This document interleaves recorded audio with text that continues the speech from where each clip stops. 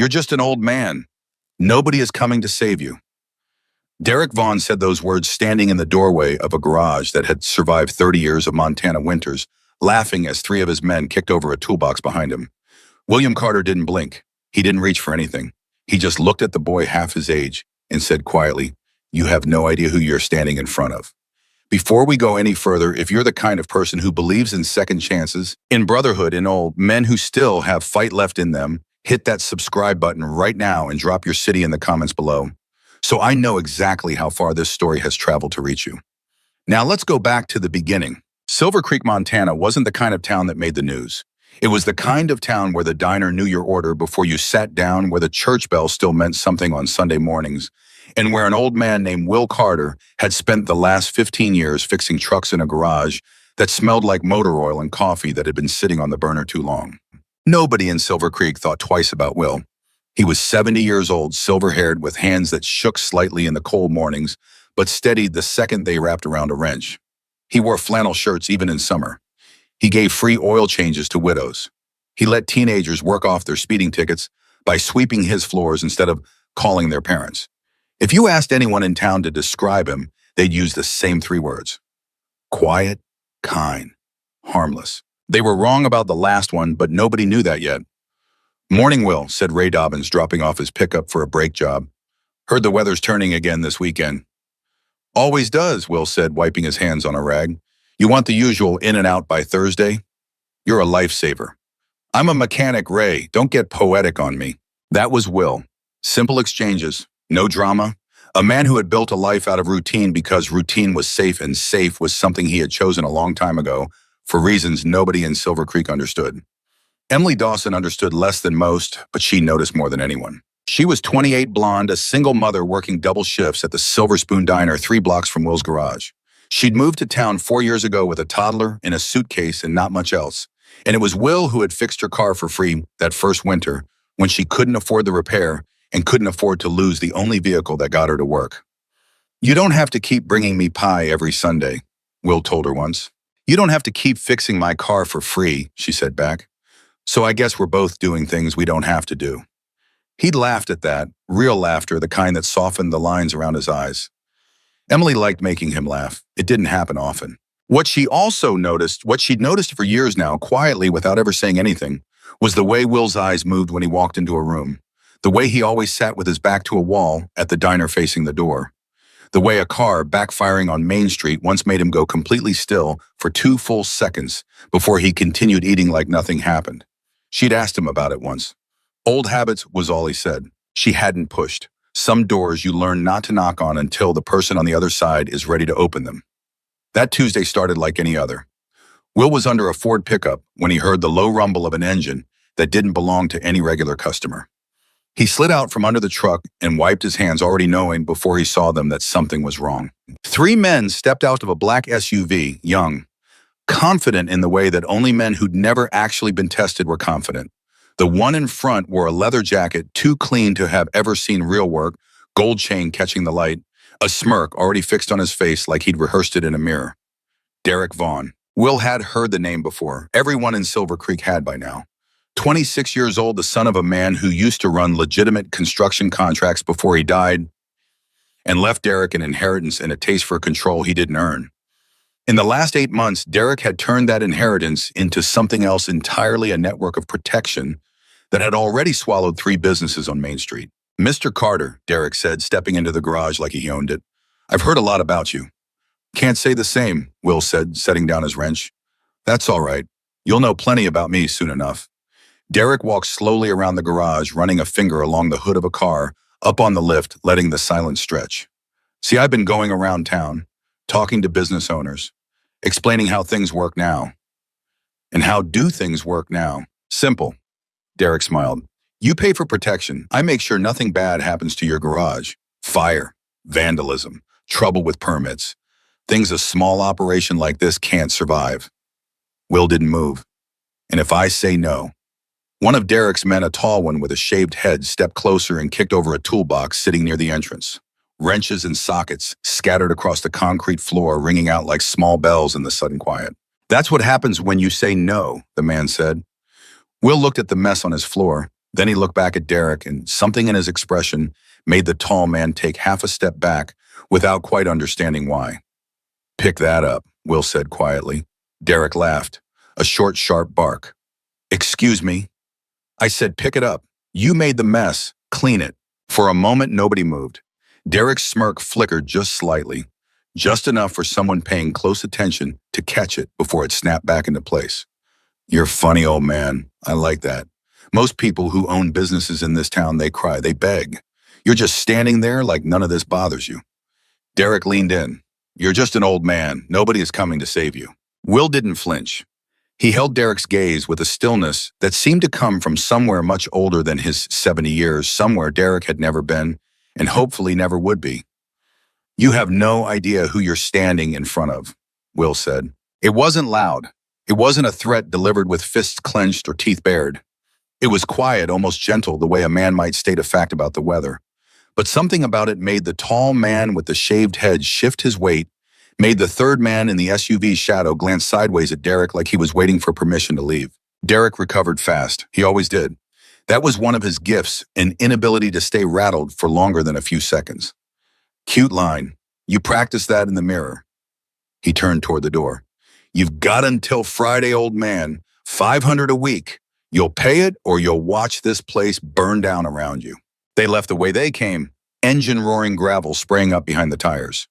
Will stood in the doorway and watched the SUV disappear down Main Street, past the hardware store, past the diner, past the church. Then he bent down slowly, his knees protesting the way they always did these days, and began picking up his own scattered tools off the floor. His hands were steady. That was the strange part. A man had just threatened to burn down his life's work, and his hands were as steady as they'd ever been. Word travels fast in a town of 1,100 people, and by that evening, half of Silver Creek knew that Derek Vaughn had paid Will Carter a visit. Emily heard it from Mrs. Whitfield, a 78-year-old widow who lived 2 houses down from the garage and had seen the whole thing from her porch. They kicked his tools all over the floor, Mrs. Whitfield said, hands wrapped around a cup of tea Emily had brought her. That boy stood there like a king surveying his kingdom, and Will just stood there and took it. Will doesn't take anything, Emily said more to herself than to the older woman. He just doesn't show what he's thinking. She went to the garage after her shift, still in her diner apron hair, coming loose from his ponytail. Will was closing up, pulling the metal door down halfway, and he startled slightly when she called his name, startled in that particular way she'd noticed before, a flinch that resolved itself into calm so fast most people wouldn't have caught it at all. You heard, he said, not a question. Whole town heard. Are you okay? I'm fine, Emily. Will, she crossed her arms. You don't have to do the whole stoic mountain man thing with me. A gang leader threatened to burn your garage down. That's not a fine situation. He was quiet for a moment, looking at her the way he sometimes did, like he was deciding how much of himself to let show. I've dealt with worse than Derek Vaughn, he finally said. When doesn't matter. It matters to me. Her voice softened. You've spent years taking care of everyone in this town, Will. Me included. Let someone take care of you for once. Let me call the sheriff at least. Will's jaw tightened just slightly. Sheriff Boyd already knows. He knew about the Henderson's bakery 2 months ago, too, and the Petrov brothers' auto shop before that, and nothing happened. Why not? Because Derek Vaughn's got money in places that matter, and Boyd's got a pension he doesn't want to lose. Will pulled the garage door the rest of the way down, the metal groaning as it hit the concrete. This isn't the kind of problem you solve with a phone call to the sheriff. Then how do you solve it? Will looked at her for a long moment, and something passed behind his eyes. Something old. Something tired. Something that made Emily's chest tighten without her understanding exactly why. You don't, he said quietly. Sometimes you just survive it until it runs out of reasons to keep going. He didn't say anything else that night. Emily walked home with a strange, uneasy feeling settling into her stomach, the kind of feeling you get when you sense a door in a house you've lived in for years, a door you never noticed was locked. Friday came fast. Will didn't pay. He opened the garage that morning like it was any other day, the coffee pot gurgling a radio, playing low-static country music, a Chevy pickup already up on the lift, waiting for a transmission, flush. He'd told himself he wasn't going to think about it, that he was going to work like he always worked, and for 2 hours it almost felt true. Then the SUV pulled up again, this time with a second car behind it. 4 more men this time. Derek didn't get out right away. He sat in the passenger seat, watching Will through the windshield, with the kind of patience that should have worried Will more than it did. Finally, Derek stepped out. Deadline was yesterday, he said. I know what day it is. Will said, not looking up from the transmission fluid he was checking. Then you know what happens next. Will straightened up, slowly wiped his hands, and finally looked at Derek directly. You're going to do something you can't take back, over $500 a week from a man who barely clears that after parts and rent. That's the play you want to make. This was never about the money, Derek said, and for the first time something genuine flickered across his face, something almost like anger that had nothing to do with business. It's about respect. This whole town used to whisper about my father like he was some kind of failure because he wouldn't play dirty. I'm not making that mistake. Your father sounds like he was a better man than you, Will said. The garage went very still. Derek's men shifted, waiting for a signal. Derek himself didn't move for a long 3 seconds, his jaw working, and then he smiled, a cold, thin smile that didn't reach his eyes. You know what, old man, I was going to give you until next week. Show a little mercy since you're old, since maybe you're too senile to understand the position you're in. He nodded toward the tall, bald man. Jesse. Jesse walked past Will toward the back of the garage, toward the workbench, where Will kept his tools organized in neat rows he'd maintained for 15 years, a habit from a different life, though nobody in Silver Creek knew that. Jesse picked up a can of gasoline, sitting near the space heater, and without a word began pouring it across the workbench. No, Will said. His voice cracked just slightly, the first real emotion he'd shown since they arrived. Should have paid, Derek said. Will moved. It happened faster than a 70-year-old man should have been able to move fast enough that Jesse didn't see it coming until Will's hand closed around his wrist and twisted hard, sending the gas can clattering to the floor. Jesse yelped in pain and stumbled back, clutching his arm, staring at Will with something between shock and fear. For a moment, nobody in the garage moved. Derek's other men had gone tense, hands hovering near their jackets. Will stood there, breathing hard, his eyes locked on Derek with an intensity that hadn't been there a second ago, something raw and old and dangerous surfacing from somewhere deep beneath the calm, gentle mechanic they thought they knew. You're stronger than you look, old man, Derek said, but his voice had lost some of its swagger. Will didn't answer. He was looking at his own hands like he was surprised by them too. Get in the car, Derek said to his men backing toward the SUV, eyes still on Will. This isn't over, Carter. Next time it won't be gasoline on a workbench. It'll be your whole life's work up in smoke, and you along with it if you're stupid enough to be standing here. They left in a spray of gravel faster than they'd arrived. Will stood alone in the garage for a long time after the sound of engines faded, staring at the gas can, lying on its side on the concrete floor. His hands were shaking now, not from fear, but from something else entirely, something that had been buried for a decade and had just cracked open a fraction of an inch. He picked up the walkie, set it upright, wiped down the workbench with an old rag. His movements mechanical, practiced the way a man moves when his body knows what to do, even when his mind is somewhere far away.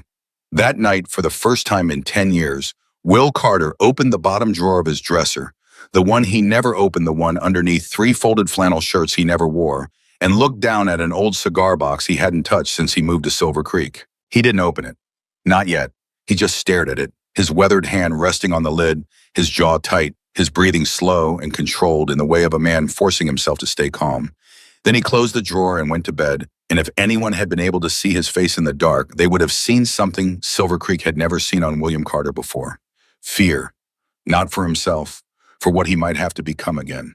The next morning, Emily came by the garage with coffee and found Will already there. Though the shop wasn't due to open for another hour, he was sitting on an overturned bucket near the entrance, staring at nothing, a mug of cold coffee forgotten in his hands. Will, he looked up, and for a split second before he composed himself, Emily saw something in his face that scared her more than anything Derek Vaughn had done. It wasn't fear exactly. It was more like grief. Old grief, the kind that never fully heals, just gets better at hiding. I'm all right, he said, standing up too quickly, brushing past whatever had been sitting on his face a moment before. You don't look all right. You look like you saw a ghost. Something like that, he muttered. Will, talk to me, please. Emily set the coffee down on the workbench and stepped closer. You twisted a grown man's arm yesterday like it was nothing. Mrs. Whitfield told me. She said you moved so fast, she almost didn't believe what she saw. Where did that come from? Will was quiet for a long moment. When he spoke, his voice was low, careful, like each word cost him something. There are parts of my life I left behind a long time ago, Emily. Parts I didn't think I'd ever need again. What kind of parts? He looked at her, and for the first time since she'd known him, he seemed to actually consider telling her the truth. Really telling her, not deflecting, not changing the subject the way he always did. His mouth opened slightly. Then the bell above the garage door jingled, and Ray Dobbins walked in asking about his brakes, and the moment closed like a fist. Later, Will said quietly to Emily before turning to greet Ray with a voice that gave away nothing at all. Ray, brakes are done. Let me grab your keys. Emily watched him walk away, and the uneasy feeling in her stomach from days before hardened into something more solid. Something was coming.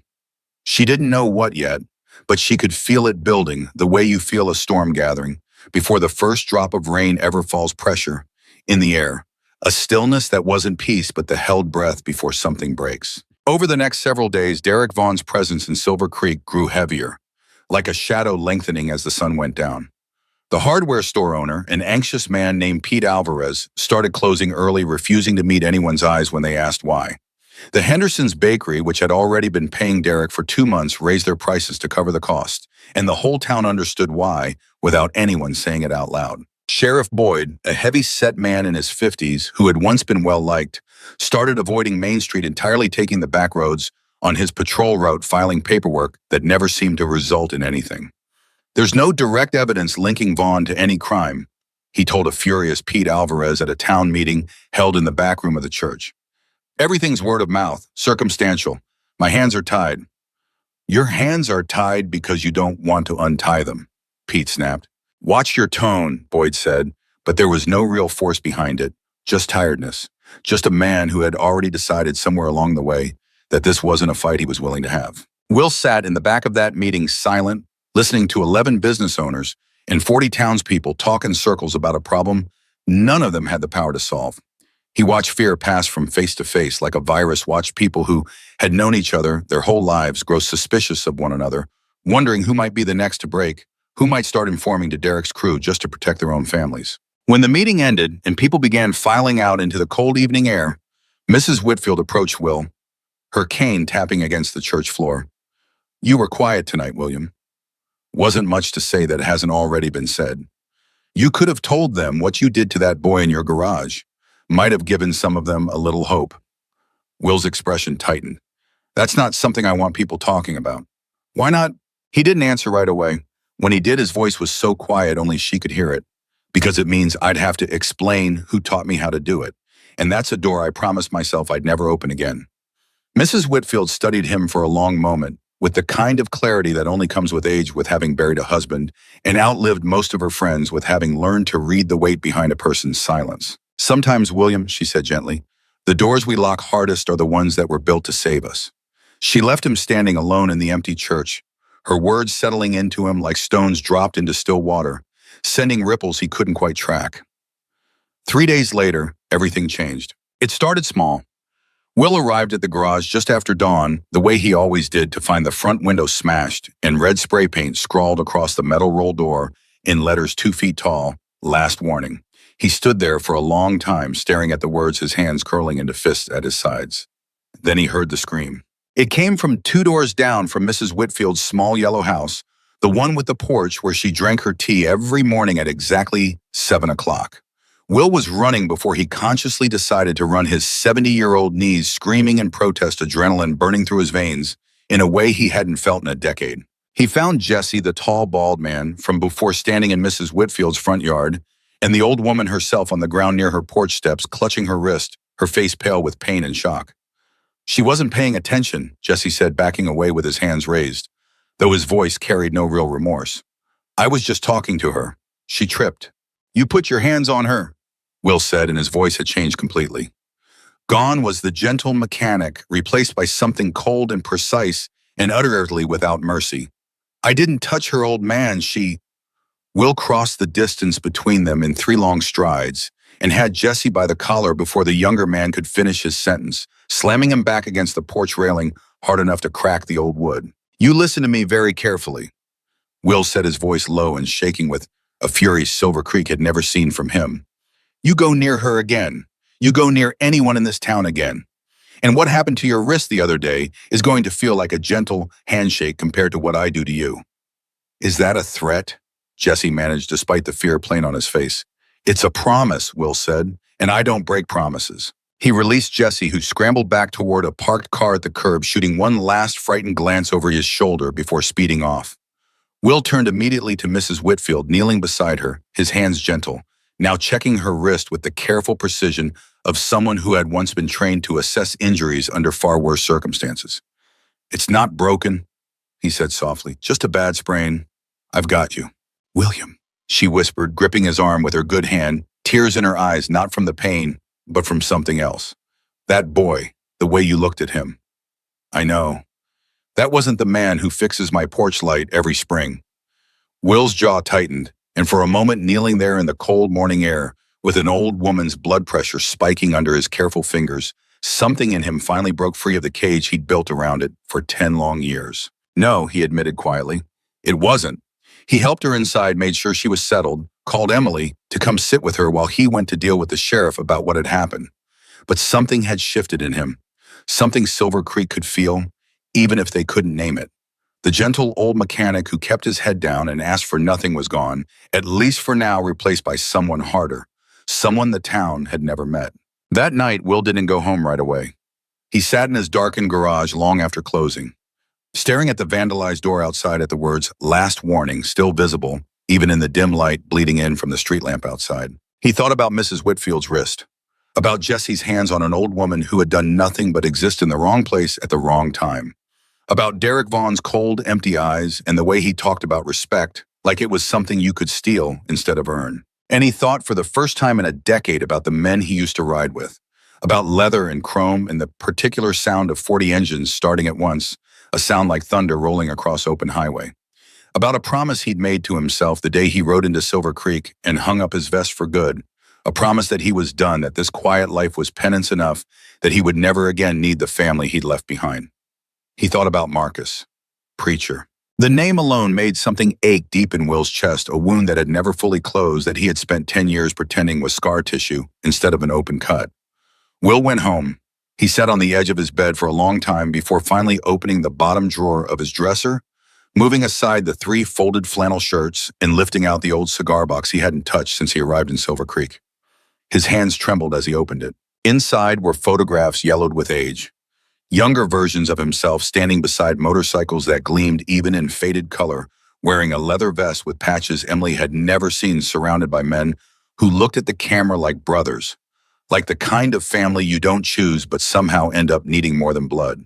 And beneath the photographs, folded carefully, a single scrap of paper with a phone number, written in handwriting that wasn't his own handwriting. He recognized instantly. Handwriting that belonged to a man he hadn't spoken to in 10 years. A man he'd promised himself he would never call, because calling meant admitting he still needed that.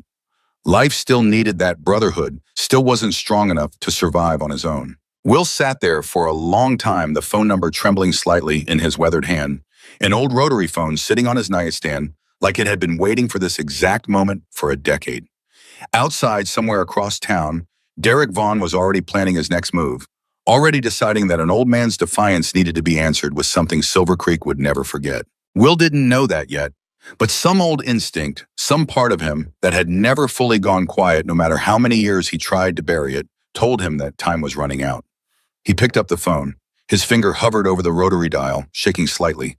10 years of silence pressing down on him like a physical weight. Somewhere hundreds of miles away, in a garage that smelled of leather and engine grease, a phone began to ring on a cluttered desk covered in motorcycle parts and old photographs of men who had ridden together for 30 years.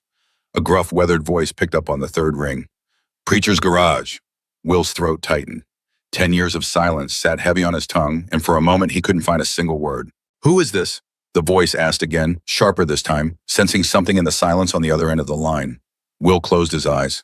"It's Will." The line went completely silent. "It's Will." 3 words. 10 years of silence broken by 3 words, and on the other end of the line, Marcus Preacher Hayes went so quiet that for a moment Will wondered if the call had dropped. "Say that again." Preacher finally said, his voice rough, like gravel dragged across concrete. "It's Will Preacher." "Will Carter." "Yeah." Another silence, longer this time. Will could hear something in the background on the other end, a wrench dropping maybe, or a chair scraping back fast. 10 years, Preacher said. 10 years, brother, and you call me on a Tuesday night like we talked last week. I know. You don't call, You don't write. Sarah tried 3 times to reach you after. Preacher stopped himself, and Will felt the unfinished sentence land like a fist to the chest anyway.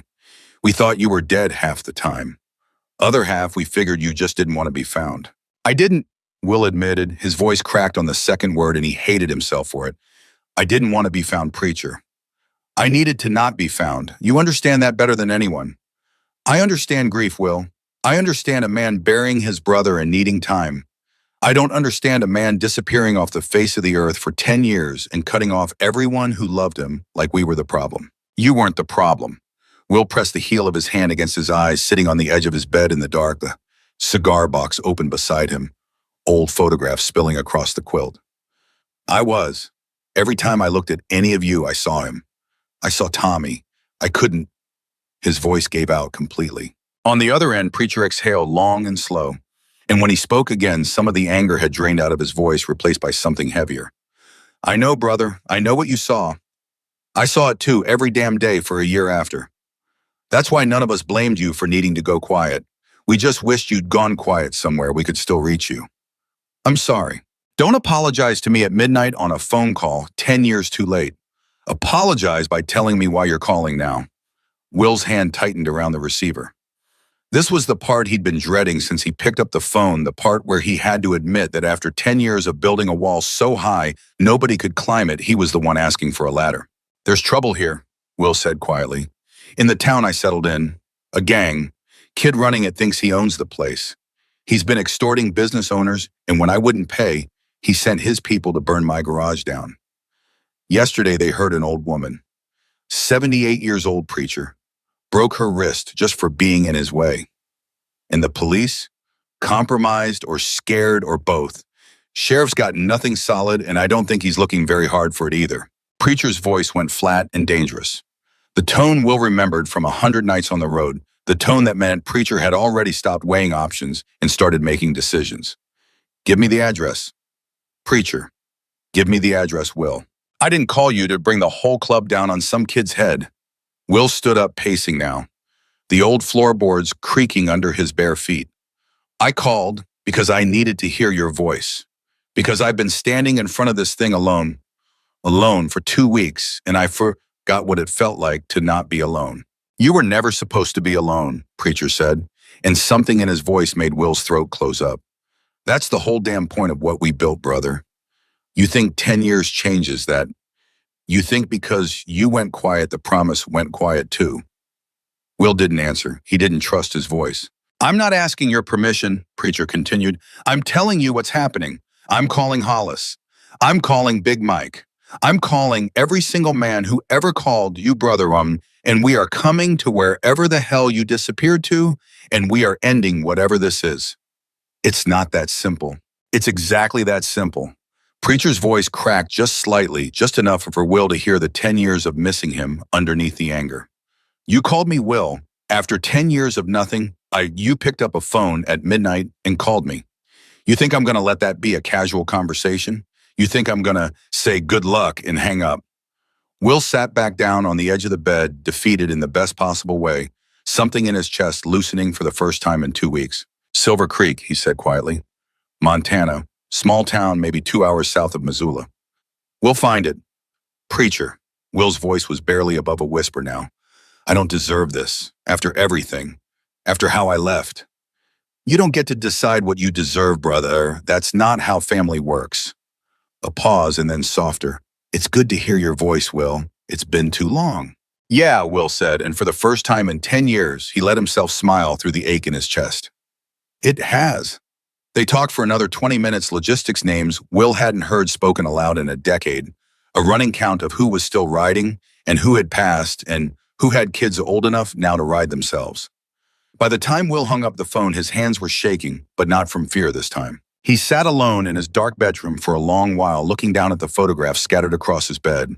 A younger version of himself grinned back up at him from a faded print, one arm slung around a man with wild eyes and a wider grin, Tommy. 24 years old in the photograph, forever 24, because that's how old he'd been the night everything went wrong. Will touched the edge of the photo gently, like it might tear if he pressed too hard. I hope you'd understand, he whispered to the empty room. I hope you wouldn't hate me for waiting this long. The room, of course, said nothing back. 2 miles away, Emily Dawson lay awake in her small, rented house, her 4-year-old son Cooper, asleep in the next room, her mind circling the same question it had circled for days now. Who was Will Carter really? She'd seen the way he moved when Jesse showed up at Mrs. Whitfield's house, fast, precise, almost frightening in how controlled it was.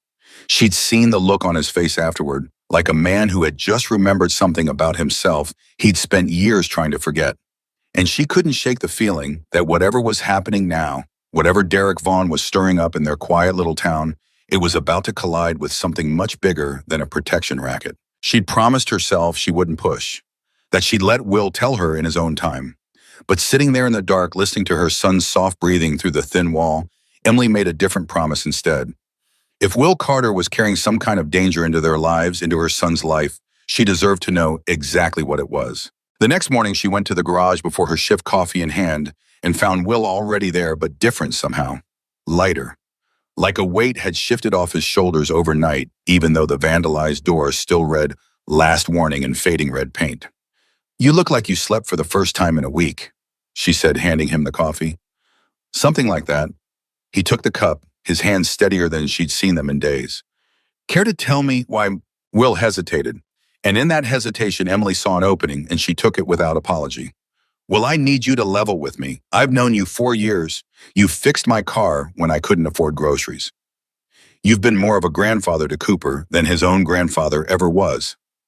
I think I've earned the truth." Will set the coffee down, slowly staring at it like it might give him the courage he needed. When he finally looked up, something had settled in his expression, a decision made. "Sit down," he said. "This is going to take a while." She sat on an overturned bucket across from him, her heart hammering.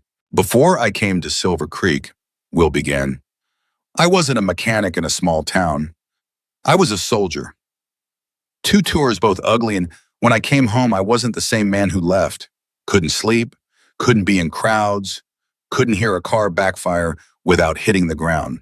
You know what that's called now? They've got a name for it. They've got treatment for it. Back then, we just called it broken and left it at that." "Will, let me finish." He took a breath. "I found some other men like me, not through some VA program, through a motorcycle club. Men who'd seen what I'd seen, carried what I carried. We rode together, we fixed each other's engines and each other's minds best we could. They became my family, Emily. More than family some days. Brothers I chose." "What club?" Will held her gaze steady. "Hell's Angels." Emily's breath caught. Whatever she'd been braced for, it wasn't that, not the version of the club she'd heard about in movies and news segments, all violence and lawlessness. Not connected to the gentle old man who fixed her car for free and remembered Cooper's birthday every year. "I know what you've heard," Will said, reading her face. "I know the reputation. Some of it's earned, I won't pretend otherwise. It's not a Sunday school picnic. In some chapters, some men, they lived up to every bad thing people say. But the men I rode with, the family, I found they were the reason I survived coming home from war. They didn't judge me for waking up screaming. They just handed me a wrench and told me to fix something until the shaking stopped." "So what happened? Why did you leave?" Will's face changed completely. Then the openness closing, something raw and grieving surfacing in its place. "His name was Tommy," Will said quietly. "Tommy Reyes, 24 years old. I was supposed to be looking out for him. He'd only been riding with us a year. Still had that green kid energy. Still thought he was invincible. We got caught up in something ugly. A rival crew, a deal gone bad, doesn't matter the details. What matters is I made a call that night. A tactical call, the kind I used to make overseas without thinking twice. And it got him killed." "Well, that's not..." "It was my call, Emily." His voice was flat now, controlled in the way that told her he'd said these words to himself 1,000 times before ever saying them out loud to another person. "I told him to go left. Rival crew was waiting on the left. I've replayed that 10 seconds every single night for 10 years, and every single time I still tell him to go left because that's what my training said, that's what the tactics said, and every single time he still dies." Emily reached out and took his hand, her own trembling slightly. Will let her.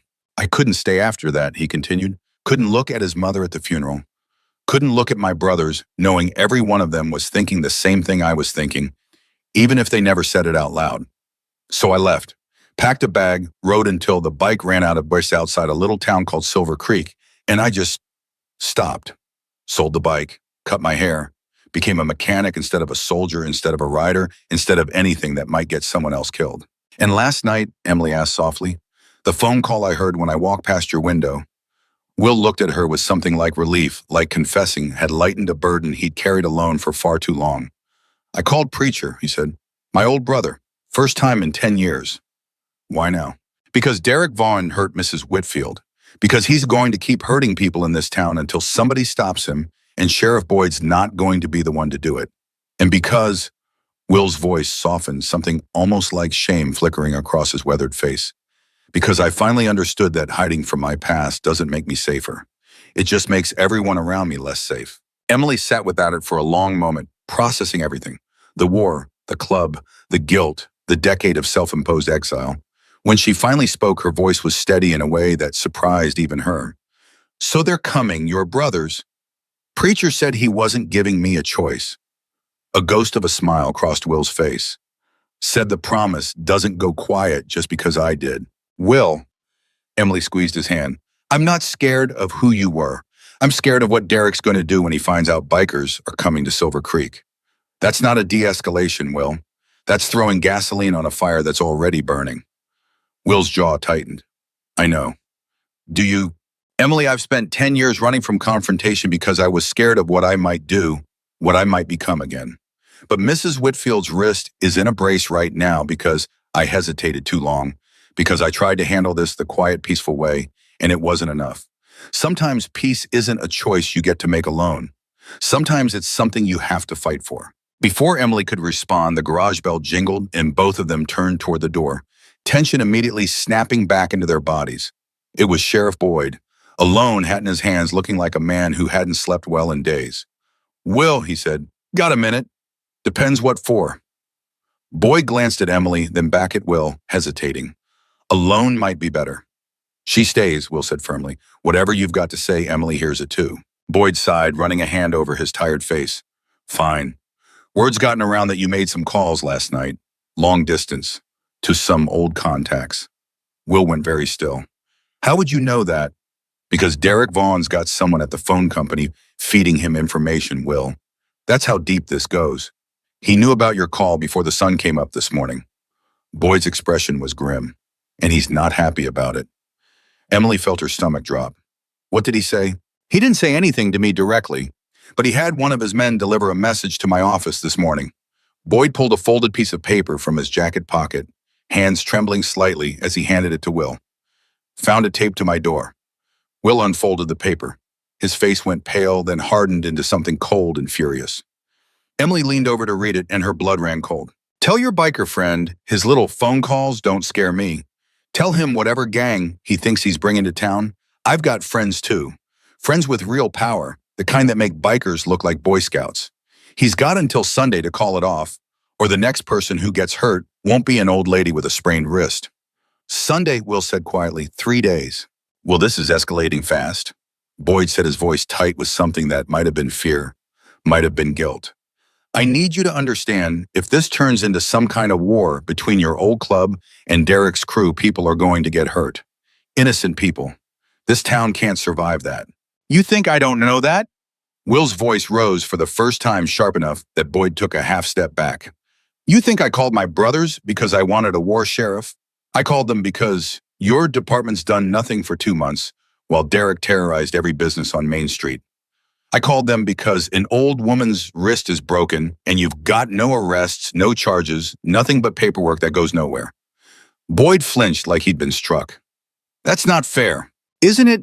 The sheriff was quiet for a long moment, looking down at his hat, turning it slowly in his hands. When he looked back up, something had shifted in his face, an admission maybe, or the beginning of one. You want to know why my hands are tied, Will? Why every case against Derek falls apart before it reaches a judge? His voice dropped low. Derek's not working alone. He's got backing. Money connections, someone higher up pulling strings to keep this town locked down. I've tried 3 times to build a real case.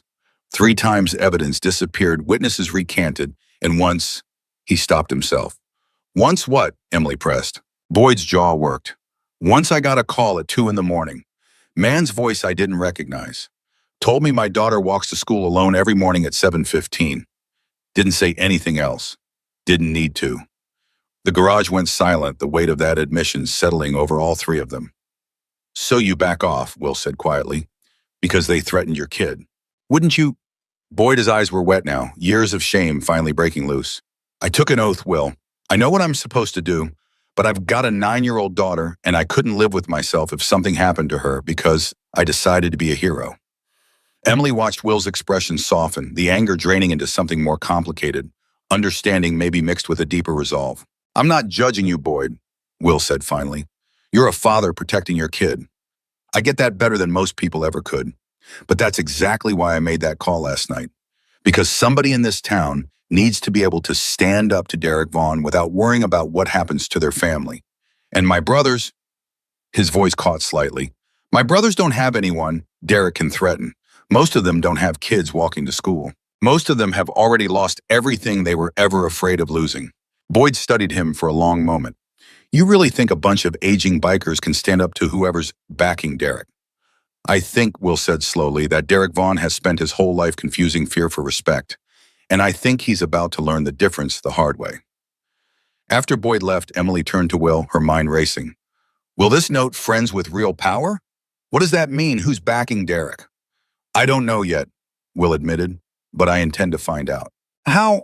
Will's expression turned thoughtful, calculating in a way Emily hadn't seen from him before the soldier surfacing again beneath the mechanic's weathered face. Derek's 26 years old, he said. Inherited money from his father, but not this kind of operation.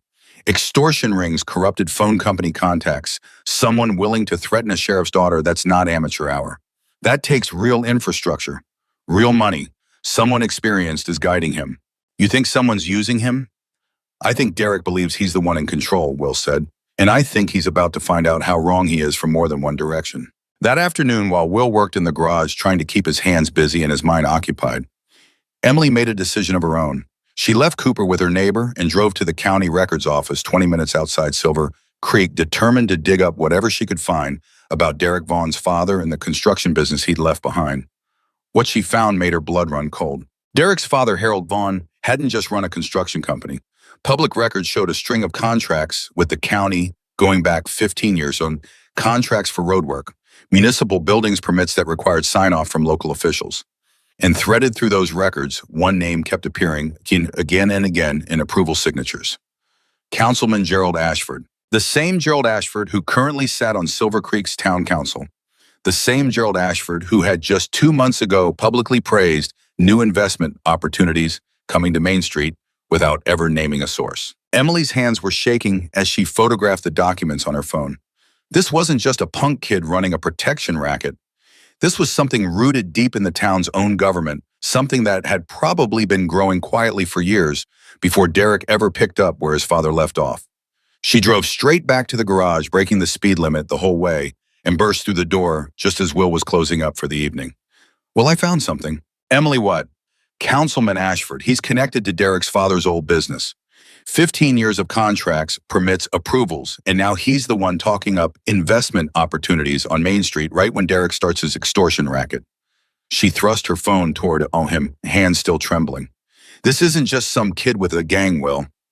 This is corruption running straight through town hall. Will took the phone, scrolling through the photographs with a grim, focused expression, the last piece of gentle mechanic falling away entirely as he processed what he was looking at. This is exactly the kind of backing that lets a 26-year-old threaten a sheriff's family and make evidence disappear, he said quietly. This explains everything. What do we do with it? Will handed the phone back to her, his jaw set. Right now, nothing. If Ashford's as deep in this as it looks, going to the wrong authority could get this evidence buried or get you hurt trying to expose it. We need this information to matter, Emily, and right now we don't have anyone we can trust to hand it to. So we just sit on it. We sit on it until we have enough power behind us that burying evidence isn't an option anymore. Will's eyes were steady, resolute. My brothers will be here soon. When they arrive, this town is going to have protection it hasn't had in months. And once Derek and whoever's backing him realize they can't threaten their way out of this, that's when we bring this evidence forward, when there's nobody left to intimidate into silence. Emily nodded slowly, though the fear hadn't fully left her eyes. Will promise me something. Anything. Promise me Cooper's safe. Promise me whatever happens between you and Derek, Whatever your brothers bring with them when they arrive, promise me my son doesn't become collateral damage in some old grudge." Will's expression softened, and he reached out gently, squeezing her shoulder in a gesture so paternal, it made Emily's throat tighten. "I promise you, Emily, I did not survive 2 wars and lose my brother just to let harm come to that little boy. You and Cooper are safe. I'll make sure of it, no matter what it costs me." That night, as Silver Creek settled into an uneasy darkness, 3 separate scenes played out that would set the next several days in motion. In a modest ranch house on the edge of town, Sheriff Boyd sat at his kitchen table long after his wife and daughter had gone to bed, staring at a case file he'd built and rebuilt a dozen times, trying to find the courage to make one more attempt at real justice, no matter the personal cost. In Derek Vaughn's rented house on the nicer side of town, a house paid for with money that had never quite made sense given his modest inheritance, Derek sat across from a man Emily's record search hadn't yet uncovered, a man who spoke in low, measured tones about patience, about long games, about how an old biker and his friends were nothing but a minor inconvenience in a plan that had been building for years. "He's calling in reinforcements," Derek said, pacing. "Bikers. Could be a dozen of them, could be more." "Let them come," the man said calmly, swirling a glass of whiskey he hadn't yet touched. "Bikers make noise. Noise draws attention. And attention handled correctly can work in our favor just as easily as it works against us. What if they cause real trouble? Then real trouble finds a way to become someone else's fault." The man smiled, cold and patient. "You let me worry about optics, Derek. You worry about making sure that old man understands exactly how much he stands to lose." And 200 miles away, in a garage lit by fluorescent lights and filled with the low rumble of engines being prepped, 17 members of the Hells Angels loaded saddlebags, checked tire pressure, and said quiet goodbyes to wives and children preparing to ride at dawn toward a town most of them had never heard of, for a brother most of them hadn't seen in a decade, because that was what the promise meant. And the promise didn't go quiet, not ever, not for anyone. Preacher stood in the middle of it all, checking his own bike. One final time, his weathered face set with a grim determination that his brothers hadn't seen in years. "You really think this old man's worth all this?" one of the younger riders asked a man in his 30s who joined the club only 5 years earlier and had never met Will Carter. Preacher looked at him with an intensity that made the younger man take a step back. "Let me tell you something about William Carter," Preacher said. 10 years ago, that man carried 3 of us out of an ambush that should have killed all 4. 2 years before that, he sat with me for 6 straight months after I lost my youngest boy to leukemia, never left my side, never said a word unless I wanted him to. That man has bled for this club more times than most of you have bled for anything in your entire lives." The younger rider fell silent. "So yeah," Preacher said, swinging his leg over his bike, the engine roaring to life beneath him like a promise finally being kept. "He's worth it, every mile." By morning, 17 motorcycles were on the road, engines thundering across empty Montana highway, heading toward a small town that had no idea what was coming. Back in Silver Creek, Will woke before dawn, unable to sleep his mind, cycling through everything Emily had uncovered the day before Ashford's connections, the note left on Boyd's door, the deadline hanging over all of them, like a blade waiting to fall. He dressed quietly and walked to the garage in the pre-dawn darkness, needing the familiar comfort of work to steady his racing thoughts. He didn't expect to find Derek Vaughn already there waiting for him, leaning against the vandalized door with 2 of his men flanking him, faces grim in the gray morning light. "Couldn't sleep either, old man?" Derek asked. Will stopped several feet away, every muscle in his body going tense and alert. "What do you want, Derek?" "I want you to understand something." Derek pushed off the door, stepping closer, his earlier arrogance replaced by something colder, more calculated.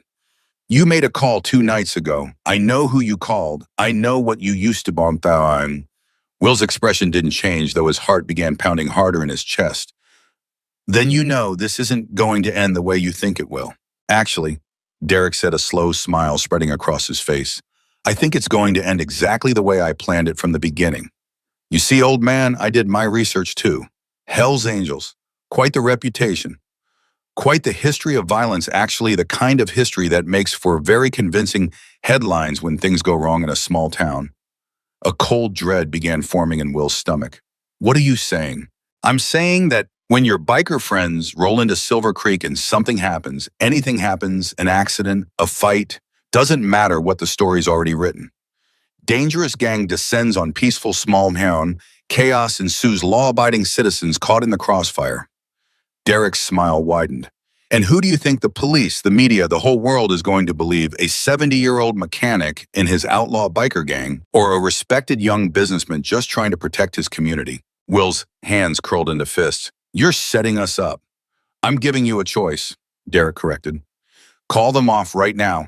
Tell them to turn around, go home, forget Silver Creek exists, and maybe I let this whole thing go back to simple protection payments. Business as usual. And if I don't, Derek's expression turned genuinely dangerous for the first time, all pretense of youthful bravado gone, replaced by something far more calculating and far more dangerous. Then when your brothers arrive, he said quietly, they're going to find out that I've already made sure this town sees them as the villains before they even take their helmets off. And trust me, old man, once that narrative takes hold, there won't be a courtroom, a sheriff, or a news camera in this state that sides with a bunch of aging outlaws over the poor terrorized citizens of Silver Creek. He turned to leave, then paused, looking back over his shoulder with cold satisfaction. You've got until they cross the town line, Will. After that, it's out of your hands completely. Will stood alone in front of his garage as the sun finally broke over the mountains, the weight of Derek's threat settling into his chest like a stone. Somewhere on the highway, 17 motorcycles were already thundering towards Silver Creek, carrying men who had dropped everything to answer his call. Completely unaware, they were riding straight into a trap being carefully constructed to destroy them before they ever arrived. His hand trembled as he pulled out his phone, dialing Preacher's number with fingers that felt clumsy and slow. The call went straight to voicemail. Will stared at the phone, dread pulling cold and heavy in his stomach, the reality settling in with brutal clarity. They were already on the road, already committed, already riding directly into whatever trap Derek Vaughn and his hidden backers had spent weeks preparing. And there was nothing Will could do now but wait and hope and pray that the family he'd spent 10 years running from wouldn't pay the price for finally answering his call. Will tried the number 4 more times before finally giving up on reaching Preacher directly. Instead, he dialed the garage line, the one that had picked up 2 nights ago, the one with a landline extension he remembered from a decade back that might still ring through to whoever was minding the shop. Nobody answered. The line just rang and rang into an empty building 200 miles away. He stood in the middle of his own garage, phone gripped so tight his knuckles had gone white, and forced himself to think instead of panic. Preacher wouldn't have driven off without a plan. Preacher had led that club through worse than a small-town extortion racket, through federal investigations, through territory wars, through funerals that should have broken lesser men. If anyone could smell a setup coming, it was him. But knowing that didn't slow Will's heartbeat down even a little. Will? He turned to find Emily standing in the doorway. Cooper's hand in hers, her face tight with a fear that told him she'd already sensed something was wrong before he said a word. You look like you're about to be sick, she said. Derek was here this morning, Will said. Before you arrived, he knows about the call. He knows who I called. Emily's face drained of color. How? Doesn't matter how. What matters is what he told me. Will's jaw worked, the words feeling like broken glass in his mouth. He's already laid the groundwork to make my brothers look like the villains the second they cross the town line. Cameras, a narrative, something. He's not scared of them showing up, Emily. He's counting on it. So call them. Tell them to turn around. I've tried. Preacher's not answering. Will's hand tightened around the phone again. They're already on the road, probably somewhere between here and Missoula right now, and I have no way to warn them. Cooper tugged at his mother's sleeve, sensing the tension in the room, even if he didn't understand it, and Emily crouched down instinctively to comfort him, her eyes never leaving Will's face. What do we do? She asked. Will exhaled slowly, forcing the soldier in him to override the panic. We prepare the town. If Derek's planning something visual, something for cameras, we need eyes on every angle he might use. And we need Boyd. Boyd's compromised. Well, you said so yourself. Boyd's scared, Will corrected. There's a difference. Scared men can still choose to be brave when it matters enough. He grabbed his jacket off the hook by the door, his mind already moving 3 steps ahead, the tactical clarity of his old life resurfacing with startling speed. I need you to take Cooper somewhere safe, not home. Somewhere Derek wouldn't think to look. Will, you're scaring me. Good, he said, and for once he didn't soften it. Because I need you scared enough to listen to me right now. Whatever's about to happen in this town today, I don't want you or your son anywhere near it. Emily's eyes welled up, but she nodded, gathering Cooper into her arms, despite his protest, moving toward the door with the kind of urgency that came from trusting someone completely, even when trusting them terrified her. Will, she said, pausing at the threshold, be careful, please. I will, he said, and then quieter almost to himself. I have to be. I've already lost one family. I'm not losing another.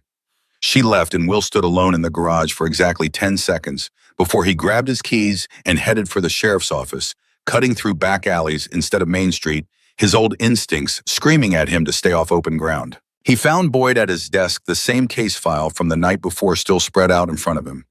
Dark circles under his eyes suggesting he hadn't slept at all. Will. Boyd looked up startled. What's wrong? Derek knows about my call. He's planning to frame my club the second they arrive, set up some kind of incident, make it look like they're the aggressors, get it on camera control, the story before anyone else can. Will planted both hands on the desk, leaning in. I need to know if you're still the man who took that oath, or if you're the man who's going to sit behind this desk while a good group of people gets destroyed by a lie. Boyd's jaw tightened, old shame flickering behind his eyes. For a moment, Will thought he was going to get another excuse, another retreat into fear. Instead, Boyd stood up. What do you need from me? Relief flooded through Will so fast it nearly buckled his knees. I need you visible. I need you at the town line when they arrive in uniform, in your own words telling whatever story unfolds honestly, not whatever version Derek's already written for the cameras. I need at least one person with a badge who isn't in his pocket. And if this goes bad, if shots get fired, if... It won't, Will said with more certainty than he actually felt. These aren't the men the movies make them out to be. They're fathers, veterans, mechanics, men who've buried more friends than most people bury in 3 lifetimes. They're not coming here for violence. They're coming here because I asked for help, and that's it. Boyd studied him for a long moment, and something in his expression shifted the fear still there, but something steadier underneath it now. Something that looked almost like the man he used to be before Derek Vaughn's threats had worn him down to nothing. Okay, he said. Okay, Will. Let's do this the right way. They left the office together, and for the first time in weeks, Will felt something other than dread pushing through his chest, something almost like hope. It didn't last long. Halfway to Main Street, Will's phone rang. Unknown number. Carter, he answered. You should have called them off, old man. Derek's voice cold and smug. Turn on Channel 4. Local news crews already set up at the diner. Funny how fast word travels when the right person makes a phone call. Will's stomach dropped. What did you do? I told them Silver Creek's about to be invaded by an outlaw motorcycle gang, Derek said, savoring every word. Told them a peaceful little town was under threat from dangerous criminals with a history of violence. Told them the sheriff's department has been strangely quiet about it, which, by the way, isn't going to look great for your friend Boyd once this airs. A pause, cruel and deliberate. See you soon, Will. Should be quite a show. The line went dead. Boyd, who'd heard enough of the conversation from Will's tense body language, was already reaching for his radio. I'll get ahead of this. I'll call the station. Explain. Explain what? Will's voice was tight with fury. That a criminal with connections at town hall staged a media ambush before a peaceful group of my brothers even crossed the town line.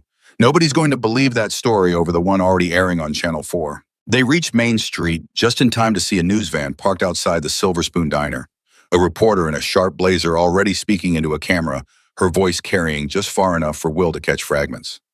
Sources say a notorious motorcycle gang is descending on this quiet Montana community within the hour. Residents are being urged to stay indoors as law enforcement scrambles to respond. Ahorita questions remain about why local police have failed to prevent this escalating situation. Will felt something cold and furious settle into his chest. This wasn't just a smear. This was a trap being built in real time, brick by brick, with every word that reporter spoke into that camera, and there was almost nothing he could do to stop it before his brothers arrived. Almost nothing. He caught sight of Mrs. Whitfield across the street, her wrist still in its brace, watching the news crew with a deep frown. He crossed to her quickly. Mrs. Whitfield, I need your help. Anything, William. Tell that reporter what actually happened to your wrist. Tell her who did it and why. Tell her the truth before Derek's version becomes the only version anyone hears. The old woman's chin lifted, something fierce and unshakable settling into her weathered face. It would be my genuine pleasure. She marched across the street with more speed than her 78 years should have allowed, straight into the reporter's line of sight, cane striking the pavement with each determined step. Excuse me, Mrs. Whitfield said loudly, planting herself directly in front of the camera. If you're telling a story about danger in this town, you're telling the wrong one. The reporter blinked, caught off guard. I'm sorry, ma'am. We're in the middle of... I don't care what you're in the middle of. My name is Eleanor Whitfield. I've lived in this town for 51 years, and 3 days ago, a man working for Derek Vaughn broke my wrist right on my own front porch. She held up her braced arm for the camera voice unwavering. The only person who's protected this town in the last 2 months is William Carter, and now he's called on some old friends to help him do it properly, because our own sheriff's department has been too frightened to act. The reporter's eyes lit up with the scent of a real story unfolding live, and she pivoted instantly, thrusting the microphone toward Mrs. Whitfield. You're saying local police failed to respond to an assault? I'm saying exactly that, Mrs. Whitfield said, and I'm saying if a group of grown men on motorcycles arrives to make sure it doesn't happen again, this town ought to be thanking them, not running from them. We'll watch the exchange with something like awe. In less than a minute, one 78-year-old woman had cracked open the narrative Derek had spent hours constructing, and the reporter, sensing a much more interesting story than the one she'd arrived to cover, was already turning her attention toward Boyd, microphone extended. Sheriff, is it true your department has failed to act on reports of extortion in this town? Boyd hesitated for one agonizing second. Will held his breath. Then something shifted in the sheriff's face, the fear finally losing its grip, replaced by the exhausted relief of a man choosing at last to tell the truth. Yes, Boyd said, his voice carrying clearly across Main Street. That's true, and I take responsibility for it. I've been operating under threats made against my family, and I let that fear stop me from doing my job the way I swore to do it. That ends today. A murmur rippled through the small crowd that had gathered, shock and something like respect crossing several faces at once. What changed? The reporter pressed. Boyd looked directly at Will, something like gratitude passing between them. A friend reminded me that being scared doesn't excuse being silent, Boyd said. Derek Vaughn has been terrorizing this town for 2 months while I looked the other way. That's on me, but it stops now. The reporter, sensing the story shifting entirely out of Derek's control, turned back to the camera with barely concealed excitement. This appears to be a rapidly developing situation here in Silver Creek, where local corruption allegations are now colliding with the arrival of an outside motorcycle club. We'll continue following this story as it unfolds. Will's phone buzzed. Unknown number again. He almost didn't answer, but something told him he needed to. You think you're clever? Derek's voice hissed, all the earlier smugness gone replaced by real fury. You think one old woman and one scared cop change anything? I think, Will said calmly, that you overestimated how much control you actually had, Derek. That's the thing about building an empire on fear. The second people stop being afraid, it collapses. We'll see how afraid this town is, Derek snarled, when your biker friends show up and something goes wrong. Because something's going to go wrong, old man. I've made sure of it. The line went dead again, and Will felt a fresh wave of dread crash over him. Derek's threat wasn't empty bravado, it was a promise, and Will had learned the hard way a lifetime ago. That promises like that usually got kept in the worst possible way. He didn't have time to process it before he heard the sound. Distant, low. A rumble building, steadily growing louder with every second, rolling across the mountains like approaching thunder. Main Street went completely silent.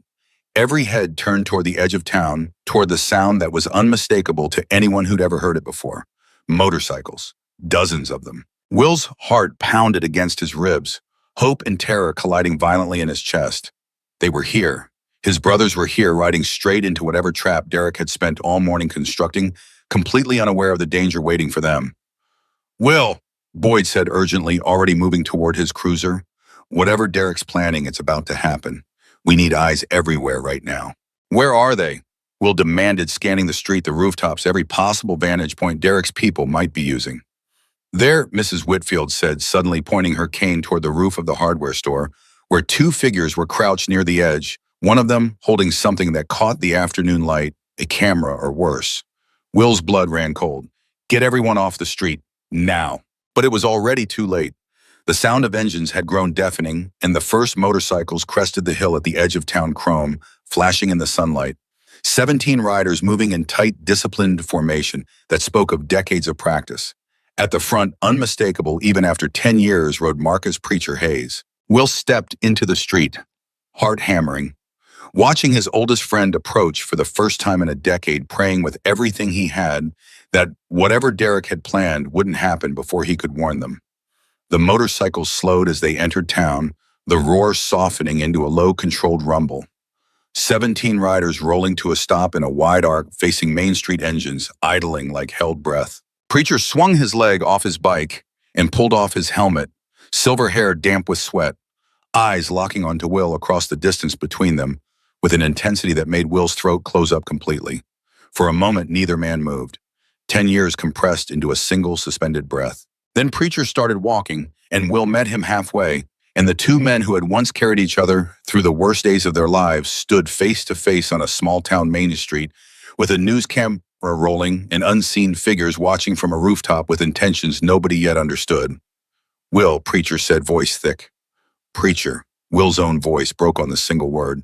Preacher pulled him into a crushing embrace, and Will felt 10 years of grief and guilt and isolation crack open all at once, his shoulders shaking as he gripped his old friend like a man holding on to solid ground after a decade adrift at sea. "I'm sorry," Will whispered against Preacher's shoulder. "I'm so sorry I disappeared." "You're here now," Preacher said, gripping him tighter. "That's what matters." They pulled apart, and Will's eyes swept the gathered riders behind Preacher faces.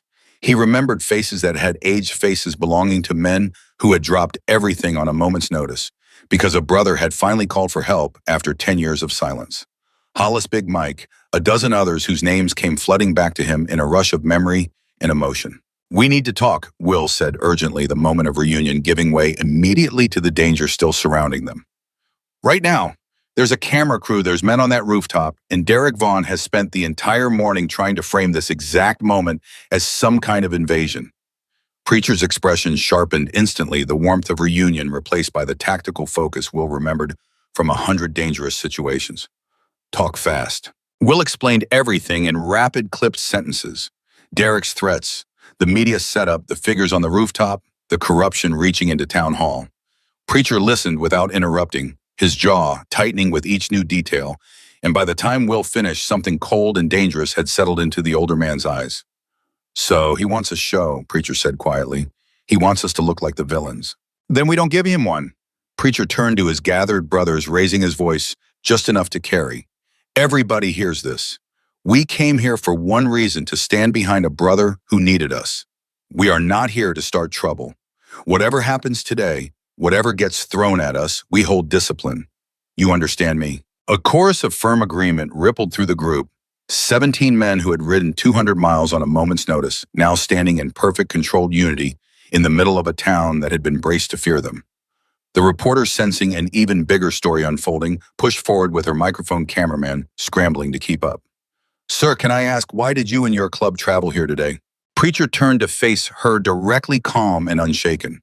"A brother of ours has lived in this town for 10 years, keeping his head down, helping this community however he could. 2 weeks ago, a local gang started terrorizing business owners, extorting money through threats and violence. 3 days ago, they broke an elderly woman's wrist. He called us because the people responsible for protecting this town had been intimidated into silence." Preacher's eyes were steady, unflinching. "We're not here to cause trouble. We're here because trouble already found this town, and somebody needs to stand against it." The reporter turned back to her camera, practically vibrating with excitement at the story unfolding live. "You heard it here first. What began as reports of a dangerous motorcycle gang descending on Silver Creek is revealing itself to be something far more complicated, involving allegations of local corruption and—" A gunshot cracked through the air. Screams erupted across Main Street as everyone dove for cover, the reporter's cameraman dropping his equipment and scrambling behind the news van. Will's soldier instincts took over instantly, grabbing Preacher and pulling him down behind a parked truck, his eyes snapping immediately toward the rooftop where he'd spotted movement earlier. "Everyone down!" Boyd shouted, weapon already drawn, sweeping the street for the source. Will's heart hammered as he scanned the chaos, and then he saw it. One of the figures on the hardware store roof, not holding a camera at all, but a rifle already lowering it out of sight after firing what appeared to be a single warning shot into the air. "They're trying to make it look like we started shooting." Will realized horror dawning in his chest. "Get everyone's hands visible, now. Nobody reaches for anything." "Weapons down!" Preacher bellowed to his brothers, his voice cutting through the panic with absolute authority. "Hands where everyone can see them. Nobody moves unless I say so." 17 bikers immediately raised their empty hands, standing perfectly still amid the chaos, and Will felt a fierce surge of pride, even in the middle of the danger, his brothers disciplined and controlled, refusing to give Derek the reaction he so desperately needed, captured on camera. Boyd was already moving toward the hardware store, weapon raised, shouting commands. Sheriff's Department, come down from that roof with your hands visible now. A tense, agonizing silence stretched across Main Street. Then slowly a figure emerged at the edge of the hardware store roof. Hands raised, rifle nowhere in sight. He'd clearly ditched it the second Boyd's authority became clear. That's him, Mrs. Whitfield said, suddenly emerging cautiously from behind a mailbox, pointing with her cane. That's the same man who threw the gas can in Will's garage. Derek's people. Boyd's face hardened. Get down here, right now. The man complied, scrambling down a fire escape, and the moment his feet hit the pavement, Boyd had him in cuffs, reading him his rights with a fierce, righteous anger that had been building for 2 months of forced silence. You fired that shot to frame my friends, Boyd said, voice shaking with barely controlled fury. You wanted footage of an exchange of gunfire so Derek could sell his story to every news outlet in the state.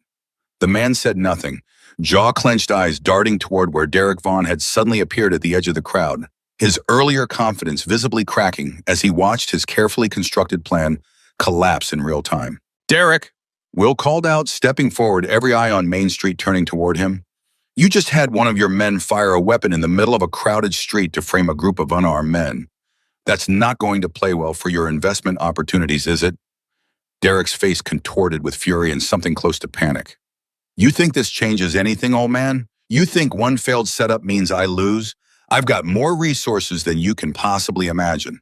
Then use them, Preacher said, stepping up beside Will, 17 bikers falling into a loose formation behind him, unshaken and unified. Because right now, in front of a news camera, in front of this entire town, you just proved exactly what kind of man you are. And no amount of money you're hiding behind is going to erase that. The reporter who had cautiously emerged from behind the news van with her cameraman was already speaking urgently into her microphone, capturing every second of Derek's unraveling composure for a broadcast that was about to reach far beyond Silver Creek's borders. Derek's eyes swept the crowd. Will Preacher, the disciplined line of bikers, Boyd standing tall with real authority for the first time in months, Mrs. Whitfield, with her chin lifted defiantly, dozens of townspeople who had gathered to watch their fear visibly shifting into something else entirely. Something like hope. This isn't over, Derek said, backing away, his voice losing all its earlier confidence.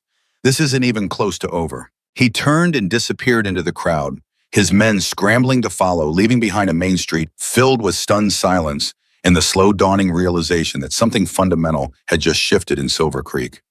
Will turned to Preacher, exhaling a breath he felt like he'd been holding for 2 weeks straight. That was too close, he said quietly.